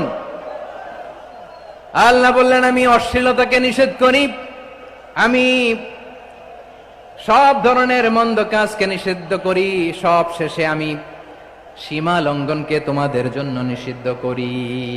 আলোচনা মনে আছে তো, না ভুলে গেছেন? নিষিদ্ধ করেছেন কয়টা জিনিস? 1 নম্বরে অশ্লীলতা, 2 নম্বরে মুনকার তথা সব মন্দ কাজ, 3 নম্বরে আল বাগি, সীমা লঙ্ঘন, ক্রসিং দ্য লিমিট। সীমা লঙ্ঘন করা ভালো না। We all should know all limits. চিল্লায় বলেন ঠিক কিনা? একই আয়াতে আল্লাহ বললেন, কুল ইন্নামা হাররামা রাব্বিয়াল ফাওয়াহিশা মা যাহারা মিনহা ওয়া মা বাতানা ওয়াল ইসমা ওয়াল বাগিয়া বিগাইরিল হক। অন্যায় ভাবে যে অবাধ্য হয়, যে সীমা লঙ্ঘন করে, তাদেরকেও আমি এটা হারাম করে দিলাম। সীমা লঙ্ঘন করা হারাম, সীমা লঙ্ঘন করা হারাম। আল্লাহ বারবার বারবার আমাদেরকে ওয়ার্নিং দেয়। যখন আমরা থামি না তখন আল্লাহ ধরে, আর যখন ধরে তখন ছাড়ে না। ধরে ধরে ধরে না, ধরলে আল্লাহ। ফেরাউনকে কিন্তু হুট করে ধরে নাই, আপনারা জানেন 9 বার ওয়ার্নিং দিয়েছে। ফেরাউনকে আল্লাহ তাআলা ওয়ার্নিং দিয়েছিল কয়বার? বীর চট্টলার বীর সেনানীরা আওয়াজ করে বলেন, ফেরাউনকে ধরার আগে ওয়ার্নিং দেয়া হয়েছিল কয়টা? রাব্বুল আলামিন বলেন, ওয়ালাকাদ আতাইনা মূসা 9 আয়াতিন বাইয়িনাত। 9টা মুআজিজা দেখিয়েছি। 1 2 3 বারবার এইভাবে রিমাইন্ডার, ওইভাবে রিমাইন্ডার, এইভাবে নসিহাত, ওইভাবে দাওয়া। ফাকুলা লাহু কাওলান লাইয়িনা, নরম করে বলো, সফট করে বলো, যত ওয়ে হতে পারে দাওয়া মেথডোলজির। মূসা আলাইহিস সালামের সব অ্যাপ্লাই শেষ। 10ম বারে যে আল্লাহ ধরছে, 10ম বারে যে ধরেছে। এজন্য আল্লাহ বলেন, আমি সীমা লঙ্ঘনকে পছন্দ করি না। কোরআনের অন্য আয়াতে বাগীকে বলা হয়েছে আল ইতিদা। সীমা লঙ্ঘন যারা করে তাদেরকে আল্লাহ বলেছেন মুতাদিন। ওয়াকাতিলু ফি সাবিলিল্লাহিল্লাযীনা ইউকাতিলুনাকুম ওয়া লা তা'তাদু ইন্নাল্লাহা লা ইউহিব্বুল মুতাদিন। আমি সীমা লঙ্ঘনকারীদেরকে কঠিনকালেও পছন্দ করি না। আমরা যেন সীমা লঙ্ঘন না করি। রাজি আছেন তো? যে কোনো ক্ষেত্রে ইবাদতে যেন সীমা লঙ্ঘন না করি। অনেকে আমরা ইবাদতে সীমা লঙ্ঘন করে ফেলি। বিশ্বনবী সাল্লাল্লাহু আলাইহি ওয়াসাল্লাম যেটা শিখিয়েছেন, এর বাইরে যে অতিরিক্ত বুজুর্গ হতে চায়, এরকম আছে না নাই? করা যাবে না, কোনো ক্ষেত্রে সীমা লঙ্ঘন করা যাবে, এমনকি যুদ্ধ ক্ষেত্রেও না। বিশ্বনবী সাল্লাল্লাহু আলাইহি ওয়াসাল্লাম বলেন, খবরদার যুদ্ধ ক্ষেত্রেও সীমা লঙ্ঘন করো না। কি সুন্দর ইসলাম আমরা পেয়েছি। বিশ্বনবী বলেন, খবরদার যুদ্ধের ময়দানে কোনো নারীর গায়ে হাত তোলো না, কোন শিশুর গায়ে হাত তোলো না, কোন গবাদি পশু হত্যা করো না, কোন শস্য ক্ষেত্র ধ্বংস করো না, ইবাদতরত অন্য ধর্মের কোন সন্ন্যাসীর গায়ে হাত তোলো না। বলেন সুবহানাল্লাহ। তাহলে আমরা সীমা লঙ্ঘন করতে পারবো? প্রিয় ভাইরা, একটা সুখী, সমৃদ্ধ, শান্তির সমাজ, মানবিক সমাজ যদি আমরা গঠন করতে চাই, আমাদের আল্লাহর দেয়া কয়টা আদেশ মানতে হবে বলেন দেখি? সবাই বলেন কয়টা? আর বেঁচে থাকতে হবে কয়টা জিনিস থেকে? আওয়াজ করে বলেন কয়টা? আচ্ছা, আদেশ নাম্বার 1 কি ছিল বলেন? আল্লাহর আদেশ কি? 1 নাম্বার আদাল, ন্যায় পরায়ণতা। আমরা সুবিচার, সুশাসন, ন্যায় বিচার চাই কি চাই না? 2 নম্বরে কি ছিল? মাশাআল্লাহ, আওয়াজ করে বলেন 2 নম্বরে কি ছিল? ইহসান। আমরা যেন সবার প্রতি দয়া পরবশ হই, ইহসান করি। 3 নম্বরে কি ছিল? নিকটাত্মীয়দের দান করা, তাদের অধিকার প্রাপ্য বুঝিয়ে দেওয়া। পাশাপাশি তিনটা জিনিস থেকে আল্লাহ বারণ করেছেন, নিষেধ করেছেন। তার প্রথমটা ফাহশা, অশ্লীলতা। অশ্লীলতার সাথে আমাদের কোনো সম্পর্ক। আজকের এই ঐতিহাসিক চট্টগ্রামের প্যারেড ময়দান থেকে আমরা যত ধরনের মা যাহারা মিনহা মা বাতান, প্রকাশ্য অপ্রকাশ্য, দৃশ্যমান অদৃশ্যমান, সব অশ্লীলতা থেকে নিজেদেরকে মুক্ত ঘোষণা করলাম। অশ্লীলতাকে আমরা না বলে দিলাম। আওয়াজ করে সবাই বলুন নো। অশ্লীলতার সাথে আমাদের কোনো সম্পর্ক। 2 নম্বর নিষেধাজ্ঞা কি ছিল? আল মুনকার, সমাজের যত মন্দ কাজ এগুলোকে আমরা প্রতিরোধ করব। রাজি আছেন তো সবাই? 3 নম্বরে আল বাগি, সীমালঙ্ঘন। কোন মুসলিম সীমালঙ্ঘন করে না, এমনকি যুদ্ধক্ষেত্রেও না। আওয়াজ করে বলেন ঠিক কিনা? রাব্বুল আলামিন শেষে বললেন ইয়াইদুকুম লাআল্লাকুম তাযাক্কারুন, আল্লাহ তোমাদেরকে উপদেশ দেন যাতে তোমরা শিক্ষা গ্রহণ করো। আমরা উপদেশ দিব, আমরা জোর করে কাউরে কিছু মানাতে চাই না। লা ইকরাহা ফিদ্দিন ওয়া যাক্কির ফাইন্না যিকরা তানফাউল মুমিনিন। উপদেশ দিলে এটা মুমিনদের কাজে দেয়। লাস্তা আলাইহিম বিমুসাইতির ইন্নামা আনতা মুযাক্কির। নবী হে, আপনি রিমাইন্ডার দাতা, আপনি উপদেশ দিবেন। আমরাও বিশ্বনবীর এই হাদিসগুলো থেকে, কোরআনের আয়াত থেকে রিমাইন্ডার, এই কথামালা, বাণীবাহক হিসেবে এই বাণীগুলো আপনাদের সাথে কাছে পৌঁছে দিলাম। আমরা আল্লাহ তাআলার কাছে প্রার্থনা করি, আল্লাহ আমরা যেন আদল দিয়ে আমাদের সমাজকে গঠন করতে পারি। আল্লাহ আমরা যেন ইহসান করতে পারি, আমরা যেন নিকটাত্মীয়দের দান করতে পারি। আল্লাহ যত ধরনের অশ্লীলতা, অনাচার, মন্দ কাজ, সীমালঙ্ঘন, অবাধ্যতা থেকে যেন আমরা বেঁচে থাকতে পারি। আল্লাহ তাআলা আমাদের সবাইকে কথাগুলো বোঝার ও আমল করার তৌফিক দান করুক। হাযা মা ইনদি ওয়াল ইলমু ইনদাল্লাহ আলাইহি তাওয়াক্কালতু ওয়া ইলাইহি উনীব। প্রিয় ভাইরা, আমি আপনাদের সবার জন্য দোয়া করি, আপনারাও আমার জন্য দোয়া রাখবেন। আমাদের পাশেই আছেন আমাদের সকলের শ্রদ্ধাভাজন, আমাদের মুরব্বী আওলাদে রাসূল আনোয়ার হোসেন তাহের জাবির আল মাদানী হাফিজাহুল্লাহ ওয়া রাআ। সবাই বসুন। উঠবেন না? কে উঠবেন না? উঠলেন কেন? উঠলেন কেন? প্যারেড ময়দানের প্রোগ্রাম তো এরকম হইতে পারবে না। বসুন, এটা আল্লামা সাঈদীর স্মৃতি বিজড়িত মাহফিল। বসুন, বসুন, এই মাহফিলের আদব আছে। বসুন, বসুন। সুশৃঙ্খল ভাবে আমরা আখিরি মোনাজাতে অংশগ্রহণ করব। আওলাদে রাসূল আমাদের পাশে আছেন। হুজুর আমাদের সবাইকে নিয়ে প্রাণ ভরে দোয়া করবেন। আপনাদের সবার কাছে আমি দোয়া চাই, আপনাদের সবার জন্য দোয়া করি। আল্লাহ তাআলা আপনাদের সবাইকে ভালো রাখুন, সুস্থ রাখুন, নিরাপদে রাখুন। সুবহানাকাল্লাহুম্মা ওয়া বিহামদিকা আশহাদু আল্লা ইলাহা ইল্লা আনতা আস্তাগফিরুকা ওয়া আতুবু ইলাইক। আবারো হয়তো দেখা হয়ে যাবে অন্য কোনো তাফসীরুল কোরআনের ময়দানে। আসসালামু আলাইকুম ওয়া রাহমাতুল্লাহি তাআলা ওয়া বারাকাতুহু। আলহামদুলিল্লাহ।